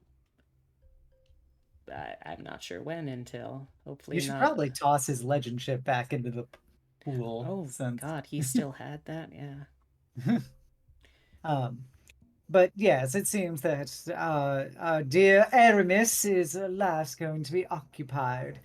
So I think that you should focus on, and Zenobia will put one of her hands on Ezra's shoulder and He squeeze shivers. too tightly because she has no gauge on it. As she says, "But don't worry, little guinea pig, you're not alone, remember?" As she looks down at your bag. You hear a very faint gnawing I am not noise. using I am not using my cat as a distraction. No, no, you misinterpret my intentions. I simply am inferring that it's not exactly all eyes on you. Rather, you will not be standing in the spotlight, alone and adrift amidst the wind. Your dearly beloved will be gazing longingly through recently chewed open eye holes at your lovely performance. Don't you want to impress him? He looks at the bag. You see a bag. All right, peer pressure. Resist is now 75-25. Oh my God. Okay. Okay. Hmm? If August helps. Okay. Excellent. I knew you'd arrive at the right call eventually. She, slaps him on the shoulder a few times, basically, punching his shoulder without realizing it. How much wind damage do I take? No, I'm not trying to hurt you. It just hurts. Hence why I asked about wind damage, not wound penalties. So, I think that you can be able to prepare something. After all, you've got two heads are better than one. Fire, though.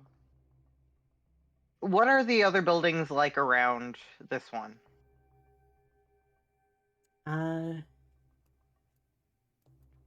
There's a lot more less developed, underdeveloped, more just still a little rural. This is like pretty far out there. It's not really the central part of town, so there are other buildings. They're much more widely separated than they would be in the denser part of the city. The other buildings, they're all fairly humble. One floor mostly. Occasionally, you'll see someone who decided to expand upwards to two. Is there like particular information you're looking for here? Do any of them look abandoned? Hmm.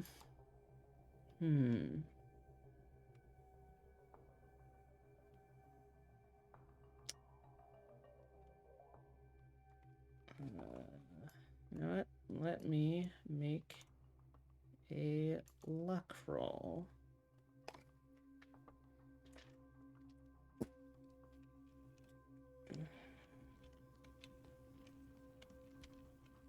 Go with I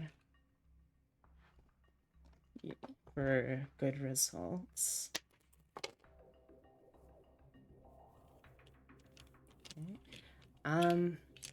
I mean, you don't really see anyone coming in or out of a lot of these houses, but with a quick scan, you do see one that looks a little more run down, a little less trafficked, maybe.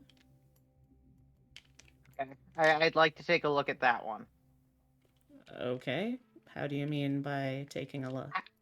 Well, considering I'm actively trying to make a distraction, I start moseying over to that house. How far is it? Let's see. I would say maybe like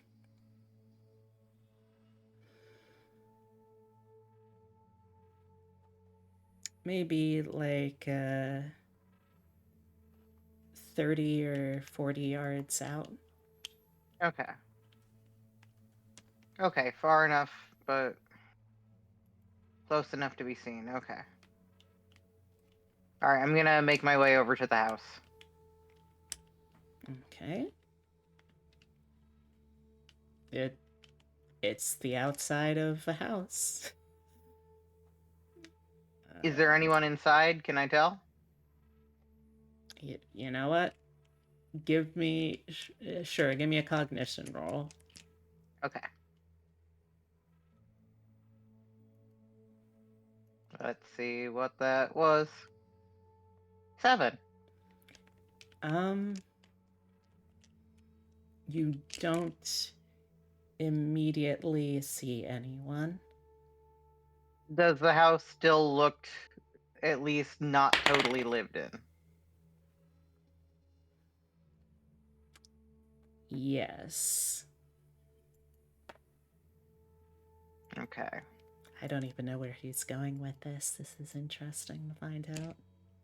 Okay. Does it have a fireplace? Oh, you're going inside at this point. I'm looking in through windows at this point. You think you see one. It's an unlit interior, so you're kind of squinting and trying to grasp at visual straws. Okay. He knocks on the door. No answer. He tries to open the door.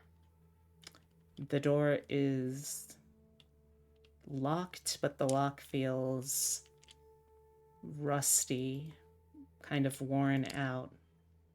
Probably able to get through that through force or finesse.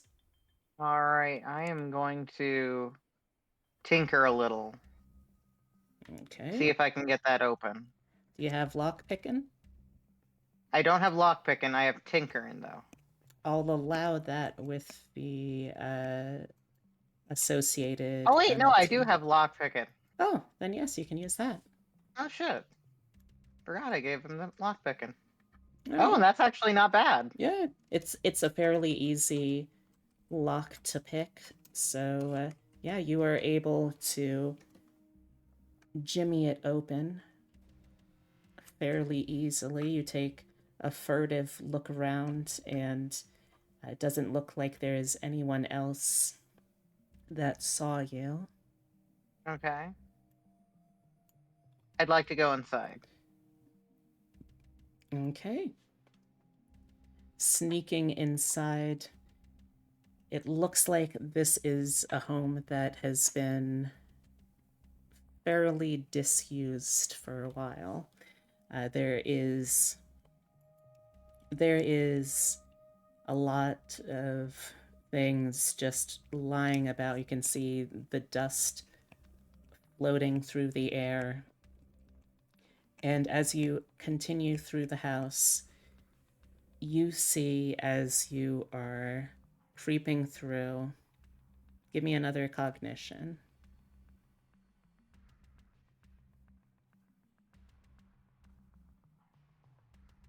Six. As you reach for a doorknob, you pause for a moment. There is enough light peeking through the grimy windows for you to see that although there is a thin layer of dust on a lot of the room, there is a disrupted layer of dust on the doorknob.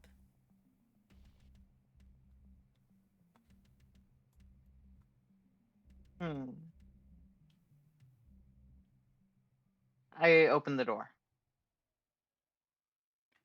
Okay.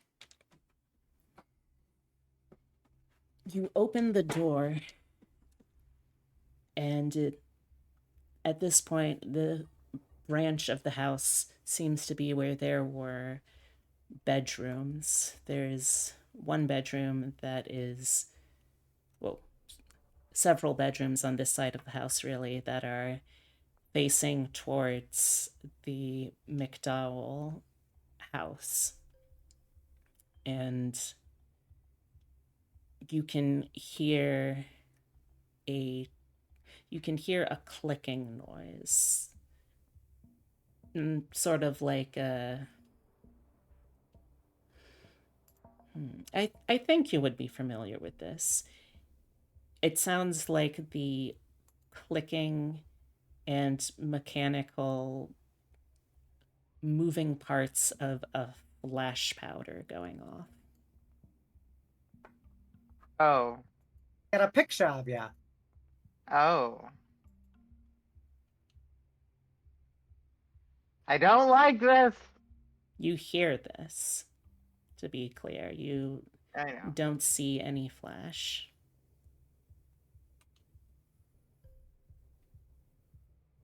You thought you were coming in here for a distraction. Bitch, I'm gonna throw an entire new thing at you.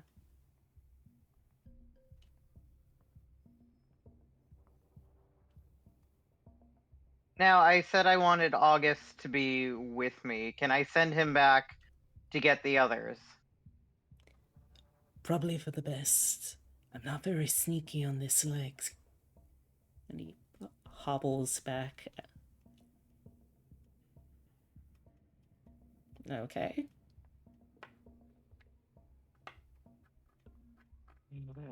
Join up with them, they said. It'd be interesting, they said. Now I'm thinking about doing property damage. You hear a muffled voice. You don't have to keep using they said. We're just the only ones here, dear. You can just say I said that. Passive aggressiveness isn't very becoming. I meant they as well as you. All right, so what are you doing here? Alright, so I heard flash powder going off, but I didn't see any flash. Correct. Okay. Okay. How's the layer of dust on this room? Right now you're in more of a hallway, I should say. Okay. So there's a hallway that leads to a terminus at the end, just flat wall. You came from the more day-to-day operational part of the house, you know, your kitchen, your sitting room, that sort of thing. And back here, there is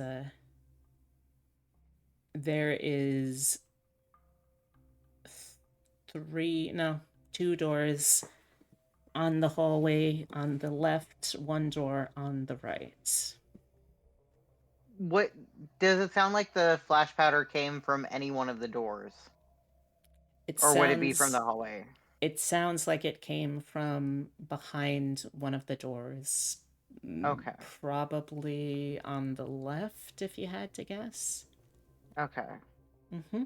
How's the layer of dust on the doorknobs? Okay.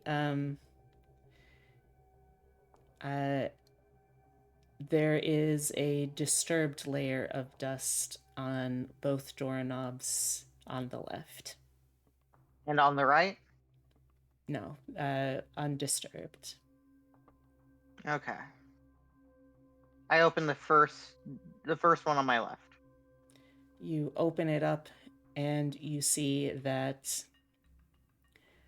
part of the ceiling has collapsed in here and is blocking access to the window. Okay. All right. I go to the next one. Okay, the door on the right or the door on the left? The left. Okay. You are you doing anything in particular as you're entering here? I want to open the door slowly and peek in, rather than just throwing it open. Okay, give me a sneak roll. 2d6, don't fail me now.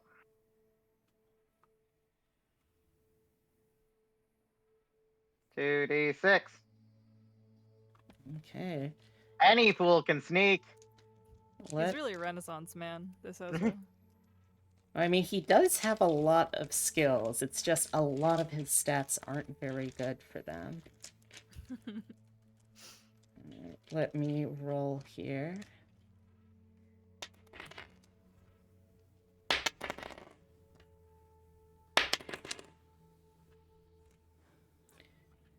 All right. And if you want to make your dusty, partially collapsed home smell amazing, please check out Candle. Thank you. All right.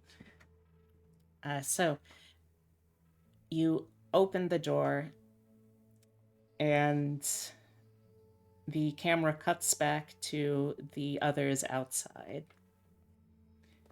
By the way, did you tell August anything specific to tell them? That I might have found something. All right. He is going to take a while because 40 yards, when you have one fully functioning leg and one prosthetic leg with 19th century medical technology, takes a while. It does. So, in the meantime, what is the rest of the group doing?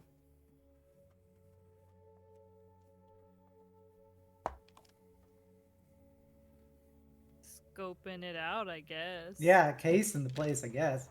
Yeah. All right. Is anyone trying to go in? Not yet, because our distraction, it hasn't done shit yet. Fair. I'm trying. I'm trying to make sure I'm not going to upgrade my arson to murder. Bold of you to think that you could kill anyone. Lol. I've seen your stats, young man.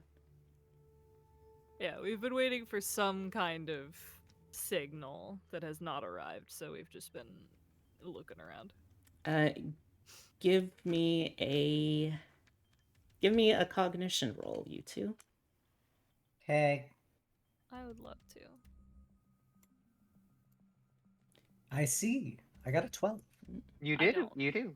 So, as you are scanning the environment here, you notice that there are a couple of reporters who have managed to sneak around. There's, at the back of the house, it leads directly into sort of a unowned forested area after a manner of a couple of maybe 10 yards at the most connects into that forest. You can see that there are a couple of reporters who have been slowly approaching through there, and it seems like they have found a reliable way into the house bypassing the sheriff's detail. You also notice in the window, one of the windows of the house that Ezra entered, a faint but distinct flash of light. And it looks like there's a figure. You can barely see with everything disrupting and obscuring, but you faintly see a human figure in the window. What would you like to do?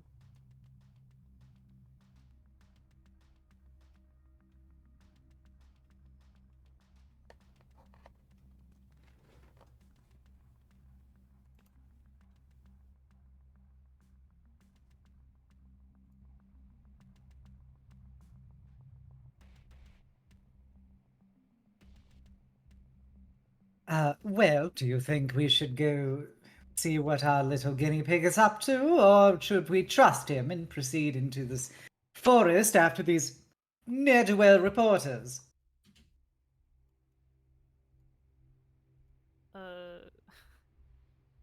My first instinct is something has gone wrong and Ezra might die.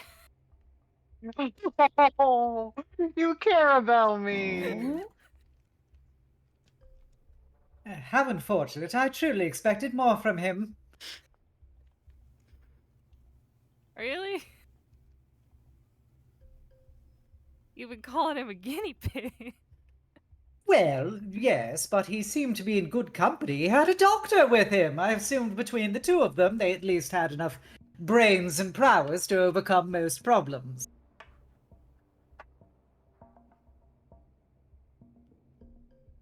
I don't think IQ is saving you from whatever the fuck we're dealing with. Let's just go check on him. Fine. But this will be reflected in his performance report. You Oh can send him an no. invoice. So we're gonna go check out Ezra. You meet a somewhat winded August partway. Oh, fantastic. You are coming already yourselves. Okay. Told Okay. you so. Is he dead? He maimed? What? No. He was just going inside and he asked me to get a hold of you. Didn't say anything about why, I think. No, I said I might have found something. Just that he might have found something.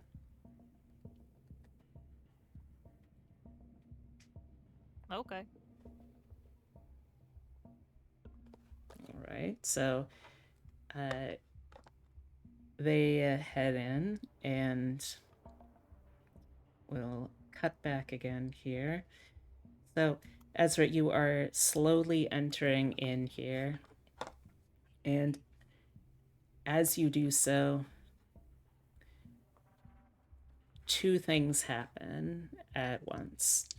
The first thing is you, as your eyes adjust to the dim light of the sun leaking through the murky window, you see that there is a young man stood with his back towards you, and he holds a bulky camera pointed out towards the window. The second thing that happens is you step on a particularly worn board, and it is just an audible Yeah. The boy whirls around, brandishing the camera like a weapon pointed at you. Who are you? What's going on here? You live here? Yes. Then why is it so dusty? That's how I like it. Scrutinized. Alright. I mean, I doubt it's going to be that hard of a scrutinize, but I feel like I can't just say he's bullshitting. I mean, you can. You just, in character, wouldn't have anything specific to stand on. Well, I think I can stand on a 13 scrutinize.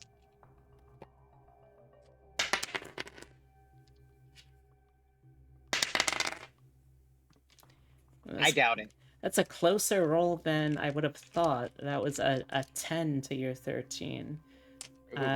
But no, you do still see through it. This is a kid who is obviously reacting like he has gotten himself into way more than expected. I'm not going to hurt you. What are you doing here? Of course you ain't gonna hurt me. Look at you. You couldn't hurt me. Could easily outrun you. I'm in the way. It's the first floor. There's a window. What are you doing here? I'm taking pictures. Why? There's a news story going on next door, and my employer would like to have the latest updates possible. And you think you can get them from over here?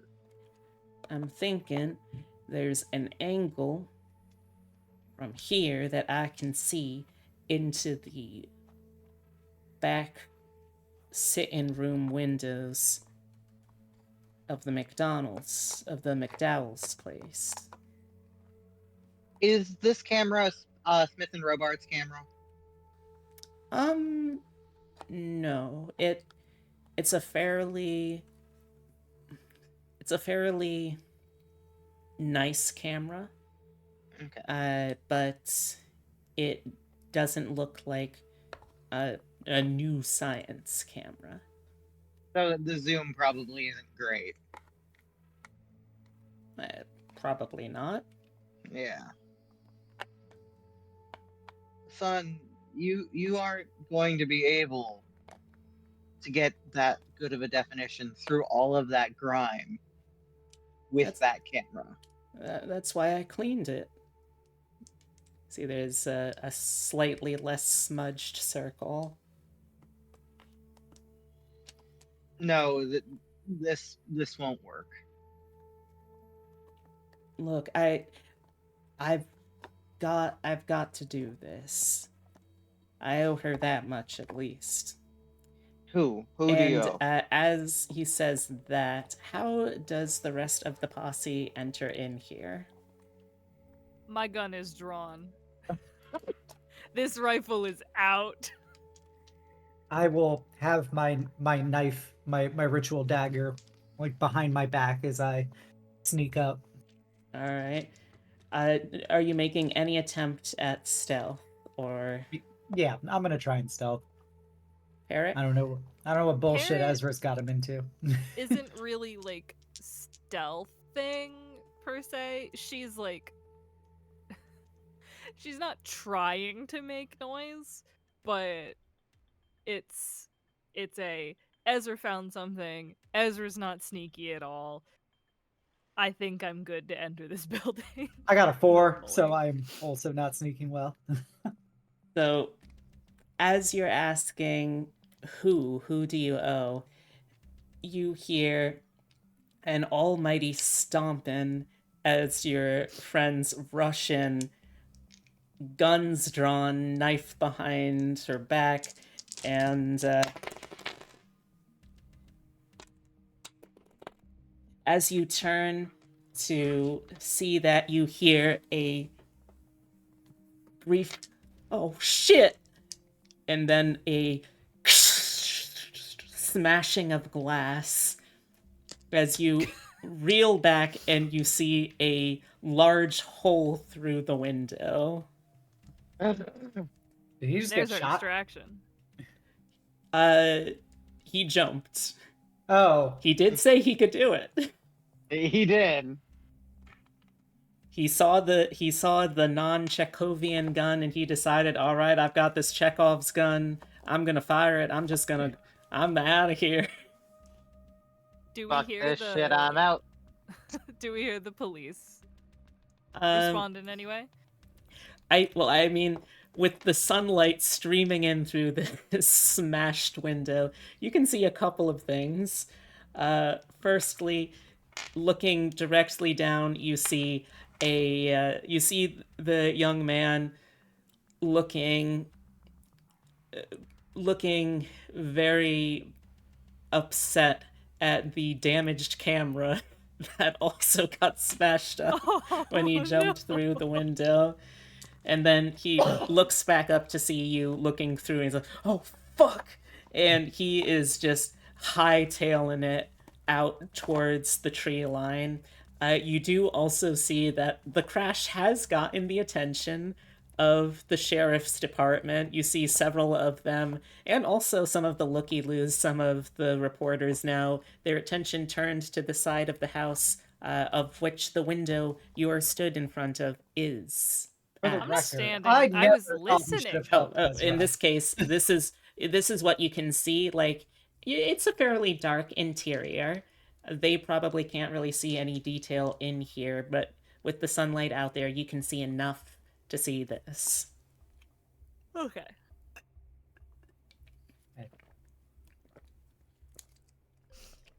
He turns around to see who the fuck is stomping in. Good distraction. Thumbs up. No, Did you we're just still in here. Did you just throw that man out the window? No! I was trying to talk to him!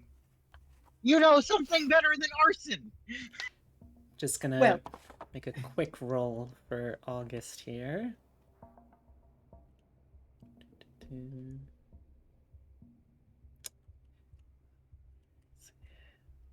Carry on, though. All right, I well, wanted- you succeeded in part. We need to get out of here now. There Uh, was someone taking pictures from here. August said he fully owed thinks someone. that you threw that man out the window. Jesus Christ. Well, Xenobia's going to start looking to bail out, not through the window. Okay. All right, Then we'll the bail. We'll fastest bail. route is probably the one entryway that you came in, unless you want to stick around to explore the house and try and find a No. back door. No. No. Peace out. Peace out.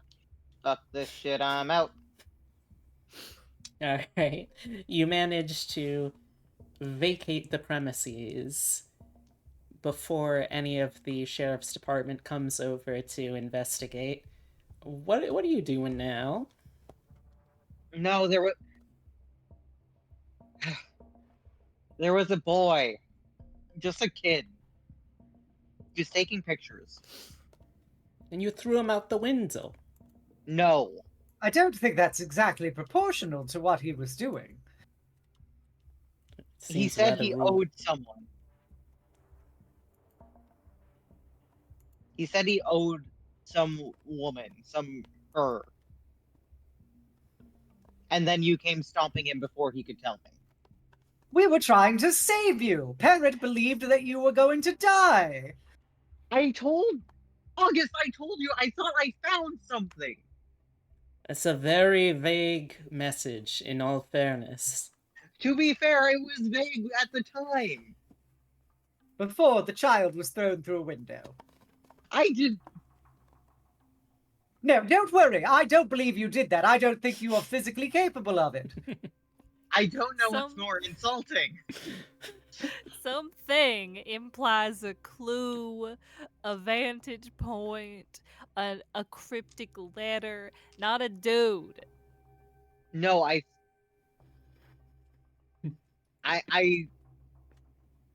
something about this makes me think something wasn't right. Something wasn't right.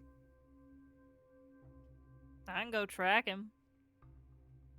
Do we want to track him or do we want to go into the house now that my distraction has been a success? Well, I Minus any property damage. would be inclined to have you track him, and I could try making an effort to at least check the house out. I could bring your husband. It's always helpful to have a second set of eyes. Just is there anyone else around other than us right now? There are a few scattered bystanders, looky-loos, and then there's like one, maybe two sheriff's department people who are staying here, but for the amount of space they have to guard, it's probably going to be much easier.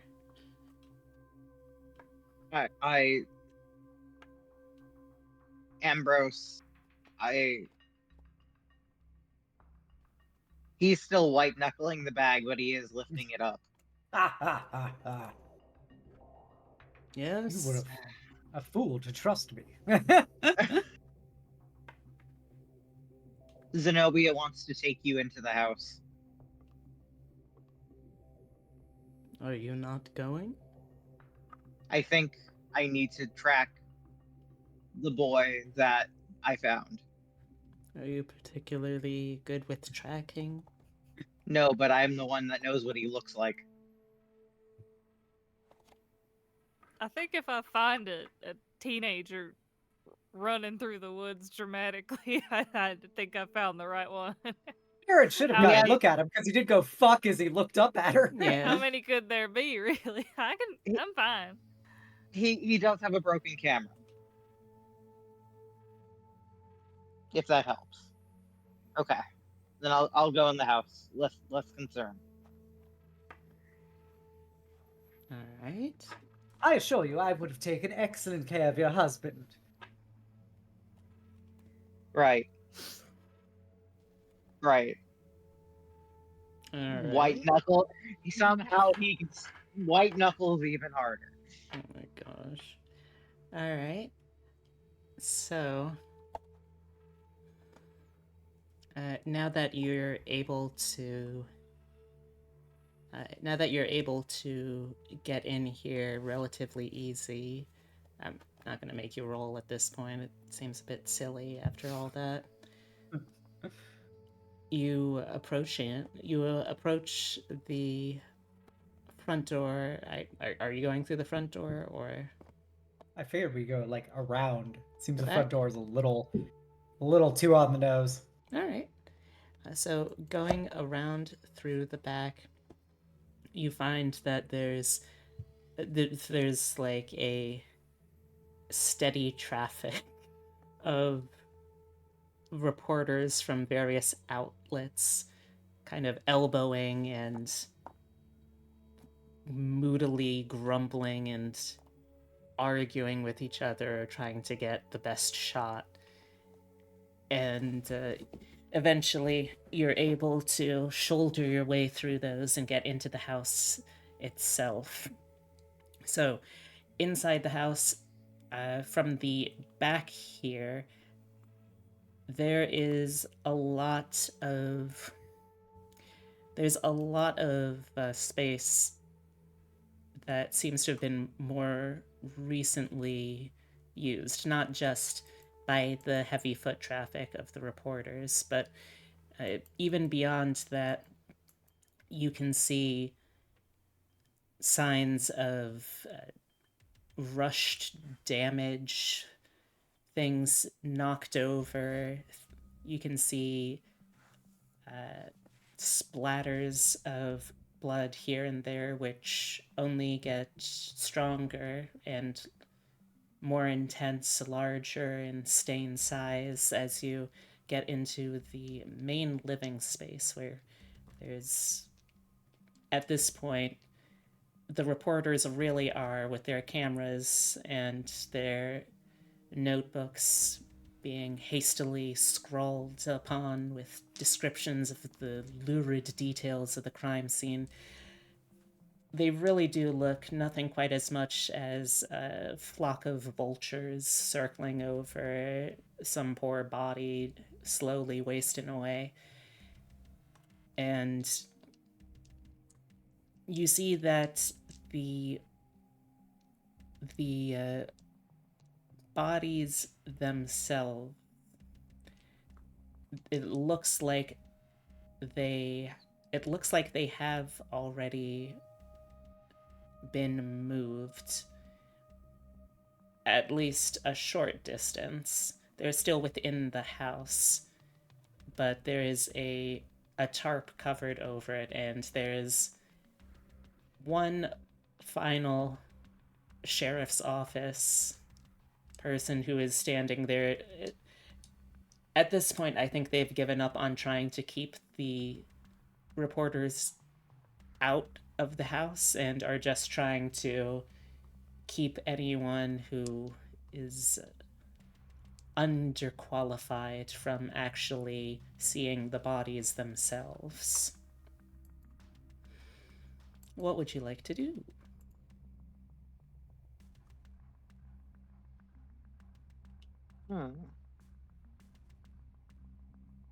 If I can touch that body, I can learn stuff. Just need to give it a good fondling. How would you try to touch? There is the rub. Well, Yep. I mean, if you're able to rub, I figure that's probably the answer, but we haven't gotten to the rub stage yet.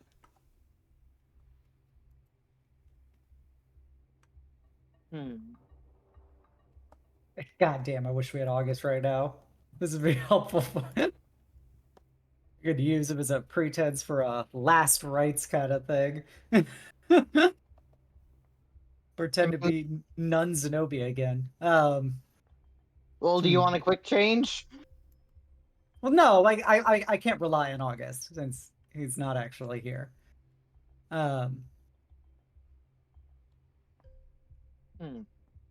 She will look at Ezra and, cock her head into that very, like, crow-style way and go, "Now, about that distraction." I think I know of something I can do. I just need a few moments alone with the bodies. How much blood is near me that no one else is noticing? How much blood is near you that no one else is noticing? Or at least no one's paying attention to right now. Oh gosh. That's gonna be fairly difficult to determine because there's probably at least 5 or 6 reporters trying to snoop through here, so you can't keep track of what all of them are looking at all in one go here, but you are able to kind of get a sense for the timing, so you can probably find a section that, at least for a couple of moments, doesn't have anyone paying direct attention to it, if that's what you're asking. Yeah. So for this, I'm going to have my glove off. I am going to accidentally, wink, wink, lean one of my hands into one of the splatters of blood.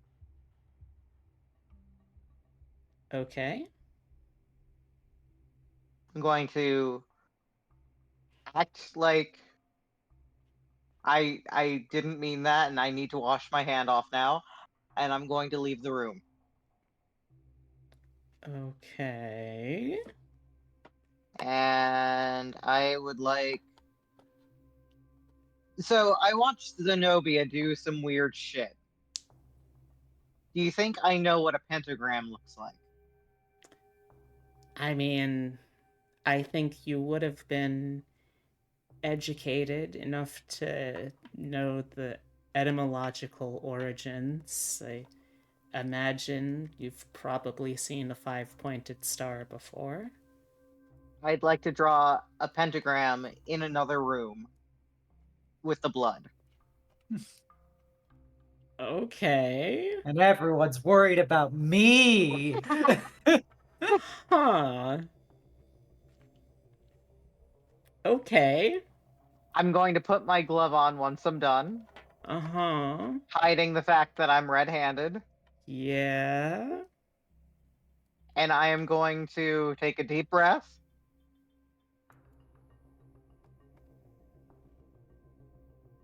And start shouting, "Everyone, I found something!" Interesting approach. And start running out of the room. Okay. You've said this now. Hey everyone, I found something. Running out to try and get the attention of the other reporters. So you're trying to pose as a reporter? I'm trying to pose as a looky-loo that found something that might be interesting to a reporter. Okay. Hey, he almost committed arson earlier, so like, yeah. So give me a performing roll, I guess. All right, let me see Because how bad that it is. doesn't quite feel like a straight up bluffing roll. All right, I would like 1 additional die in performance, please. Oh, would you look at that? It turns out you had 1 more die than I thought. All right, that's just gonna be. You know what? Let's do 2. Oh my! I can't believe I made these errors with the numbers. I will make sure to fix Ooh. that for the next 10 seconds. Ooh. Ooh. Ooh. 13. Oh yeah, because the -4.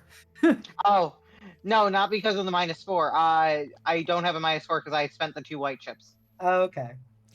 So on a 13, yeah, this is very convincing. You're able to muster up the enthusiasm and the anxious energy very easily. Gee, I can't imagine why you would be good at portraying anxious energy. And I wonder. I think this absolutely strikes a chord with the other reporters. They are rushing in. They are piling at the door, which is sort of around the corner from where you are right now. It's not in direct eyesight. And immediately the sheriff's department person on duty has to go over and then try and get them to stop. Just stop, please. You're doing so much already. Just get out of here. Stop. But yes, All right. for I a will few use- moments, you have things to yourself. I will use this opportunity to approach the bodies and do some necrology. Okay. So there are 2 bodies lying here. There is under one. Oh, also, I'm so sorry. I misread my notes. This is not the McDowell's family. This is the Tyree family. Tyree? Tyree, like Tyree. That's the last Interesting. name. My mistake. That genuinely is not meant to hint at anything. That is me Okay. doing a little fucky wucky. Okay. All right, so there are the 2 bodies of the deceased Tyree family. Well, the 2 deceased members, anyway. The larger one is Raymond Tyree, age around 40 or so. The shorter one, Margaret Tyree. Slightly younger, I suppose, too, for whatever informational worth that is. Okay. You see their deceased bodies. If I assume right and recall correctly, they are only, you can only cast necrology on one corpse at a time, right? Yeah. Yeah. All right, and you probably only have time for the one. So which one are you doing?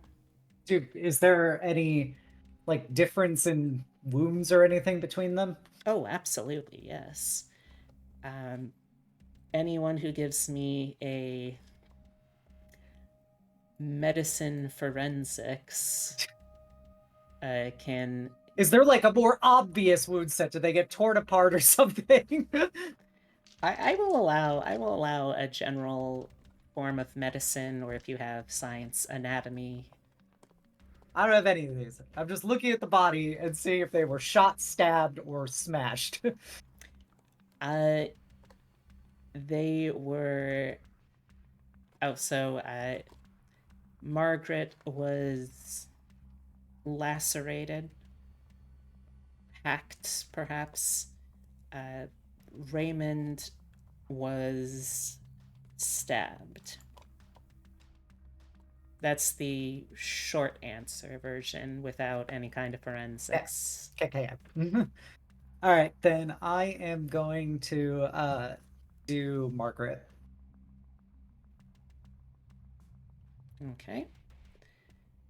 So, for new members of the audience, what does it look like when Xenobia casts necrology?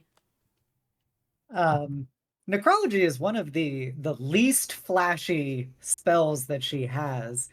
So she kind of just hunches down and she looks over them, and as she says a like very whispered Welsh phrase, she just puts her hand against the body, and for a moment her eyes get very bloodshot.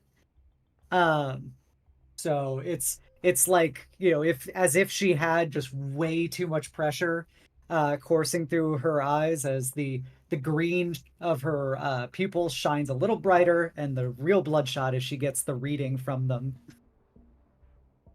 All right. which will be enough to basically have their spirit whisper the correct information to her. Yes. So, to those of you who are not Xenobia, you don't really see anything going on immediately, but you see the effects the spell has on her, and you can hear that she is speaking seemingly to the corpse. All right, so what are your questions? Yeah, I'm debating if I want to toss a chip to boost it to a second degree of success. Oh, we've got a lot of chips to throw around. What are the odds that I'm gonna feel tough enough in the last 5 minutes to throw a combat encounter? All right, I'll toss a red. Yeah, big spender, big spender. So, oh, it's 2 more degrees. So that's a Nice. total of a 16. So she got 3 degrees of success. Her 3 questions are going to be, we'll start with what killed the body? The death wound, not the person or thing responsible. Is what the description says. The death wound. All right. The I assume you pulled back the sheet, right? Sure.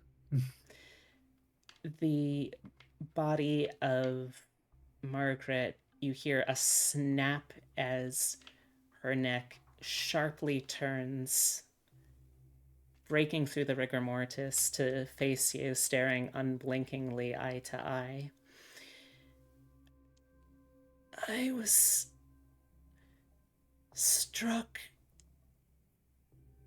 with our lumber axe. I took several blows to my hands and arm for the final one to the head.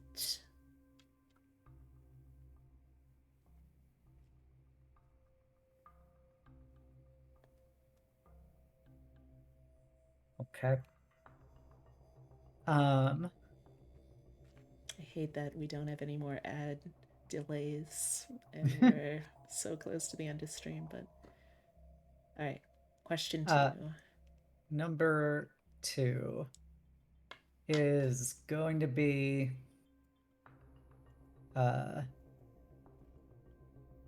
where the body died. So presumably where in the house that they were actually killed or whatever.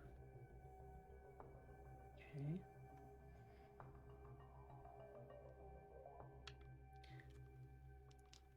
I was preparing breakfast for the family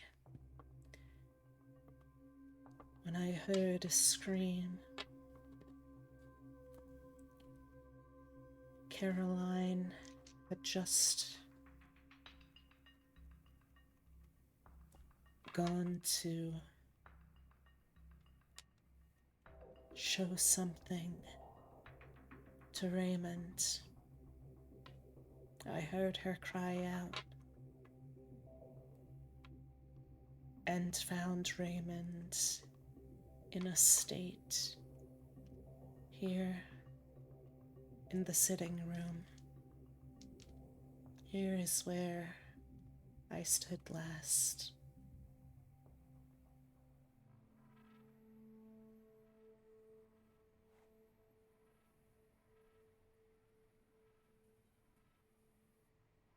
Okay. And then the last question. This is a tough call between because I only have 5 different options. So the remaining 2 things I have it down to is I feel like that's obvious, so I don't want to do that one. All right. Well, I'm between two very obvious things, but it's kind of just a confirmation on them, which is I'm going to ask her what is the name of her closest living family member. All right.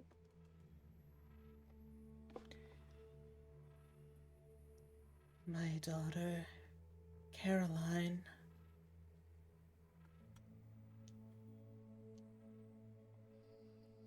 And I think with that, her neck snaps back into the proper position and her eyes slam shut. Okay. For everyone else, you see Xenobia crouched there asking these questions. You do not hear any of the responses. Is she normally like this? Well, the last one was in a water tower. Ah,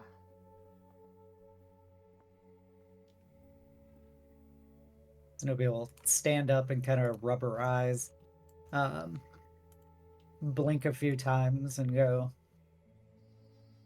"Well, I've certainly concluded some additional information." All right. Excellent work with the distraction. I didn't realize you were good at reading bodies. Oh, there's plenty of things I can learn about people, no matter what state they may find themselves in. As she smiles. At this point, you hear a sharp voice from around the corner. Hey, you! And you look up to see the sheriff's office agent again. What are you doing over there? Stay right where you are. Stand up, hands where I can see them. Of course, Constable. We're simply looky-loos, you know. It's not every day that a gruesome murder happens. All right, who Well, are not you? this- Let's see some proof of identity. And as he's doing this, you hear another voice, a slow, calm drawl. Now, I beg your pardon, officer, but these fine folks are from the city hospital. They are just here to make sure all is right before they take them in for the autopsy. Isn't that right, you fine professionals of the medical fields? Yes, I apologize. I know that your office is not exactly always on best terms with people, so I thought this would be more approachable. But we have a right to be here, as they have so aptly said, as I look who's talking. You see that the second voice, the owner of it, is handed the deputy a piece of paper with a very official looking typeface on it, and the deputy sort of takes a moment, scans over it suspiciously before begrudgingly accepting it. All right, we'll make it quick then. It'll have to actually send the folks to carry it out soon enough. And storms off to go back to the other reporters. And the owner of the voice turns to you.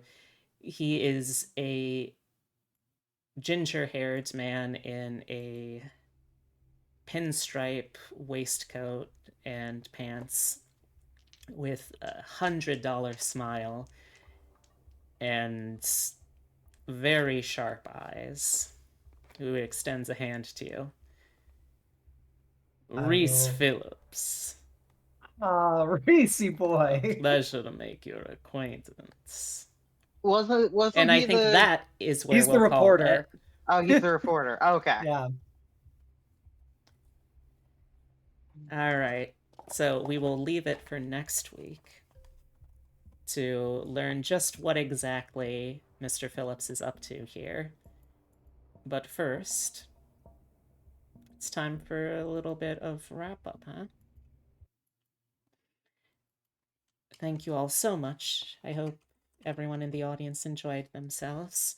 Gonna run through the cast list again real right quick. Let's go reverse order, starting with Obsidia.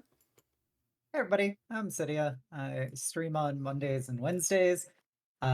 Next up is the final session of my I'm not Deadlands, my D&D Eberron campaign, where we were doing the epilogue of Ashes of the Last War. After 65 sessions and a year and a half of gaming, they have finally come to their journey's end. And so come on by for some happy endings and to find out what happens to all the various NPCs that they have touched the lives of over the course of this campaign. Oh my And then gosh. at some point in the future, I'm going to do my 3-year stream anniversary. God damn it! I believe in you. I believe in you. Then we have Hemlock. Hemlock, I fucking did it again. I made a Oh. peace sign at the camera, even though we're using PNGs. Oh my gosh. I think it just gets me like ready to schmooze, you know. I make models. I play Guild Wars 2. I think I'm entering my 3D era. Ooh. Exciting. My dad bought a 3D printer so he could make thumb drives to give out to people. Those are Ooh. USB sticks inside of 3D printed thumbs. Oh, He I like can't that. figure out how to make it work, so I'm taking the 3D printer and modeling the thumbs for him and printing the thumbs for him. And I haven't Ooh. 3D modeled since my organic modeling teacher made me cry in college. So we're in a learning 3D zone. We're gonna open up Blender on stream. It's gonna be cool. That sounds very Cool. exciting. Don't cry on stream like I did when I learned Blender. I don't think I'll cry on stream. I already made like a little baby hemlock model. I deleted the whole thing though. Oh. They're gone forever. Oh. Well, it's nice while it lasted. And last but not least, Epitome. I'm Epitome. I really don't have much going for me. I don't really stream. Usually I use this as PSAs. It's a little late for your flu shot, better late than never. If you want to meet me, we will be at KatsuCon next week. I'll be there on Saturday. Yeah. Me and I will be there from Thursday through Monday, Mm-hmm. or at least Monday morning. In case you would like to meet me and get a personalized special gift. I don't know what that gift is going to be, so this is going to be a fun surprise for everyone involved. I'll tell you after the stream. Oh, okay. Sure. And I'm B. I've been here the whole time. I've been everyone who wasn't one of these three fine folks. I hope Wait, you what? enjoyed our silly little murder mystery, and hope you come back. Well, it won't be in 2 weeks' time since we will be out of state for KatsuCon, won't we? No, that's not 2 weeks. Oh, that's right. It isn't 2 2 weeks weeks is anymore. 2 weeks is your birthday. Oh my gosh, that's right. Well, I am not going to be streaming on my birthday, so Disappointing. yeah, truly. But We'll figure it out. well, wait. No, yeah, because we're going back to Thursday after this. Friday isn't a thing. Yeah. Okay. Well, thank you all very much. And if you're interested in more tabletop stuff like this, I am still actively looking around for folks to potentially feel right for joining in for Deadlands. I also have at least one other campaign that I'm organizing, so if anyone is curious about learning or a new system or just hanging out, then I hope that you'll consider dropping a line, because I might just ask you to be a player. Or at the very least, try and drum up more interest in the series. All right, so I am going to start looking for a raid target. Could I have someone give me the socials command while I do? Socials. By the way, if anyone in the cast has any recommendations for someone to check out, let me know.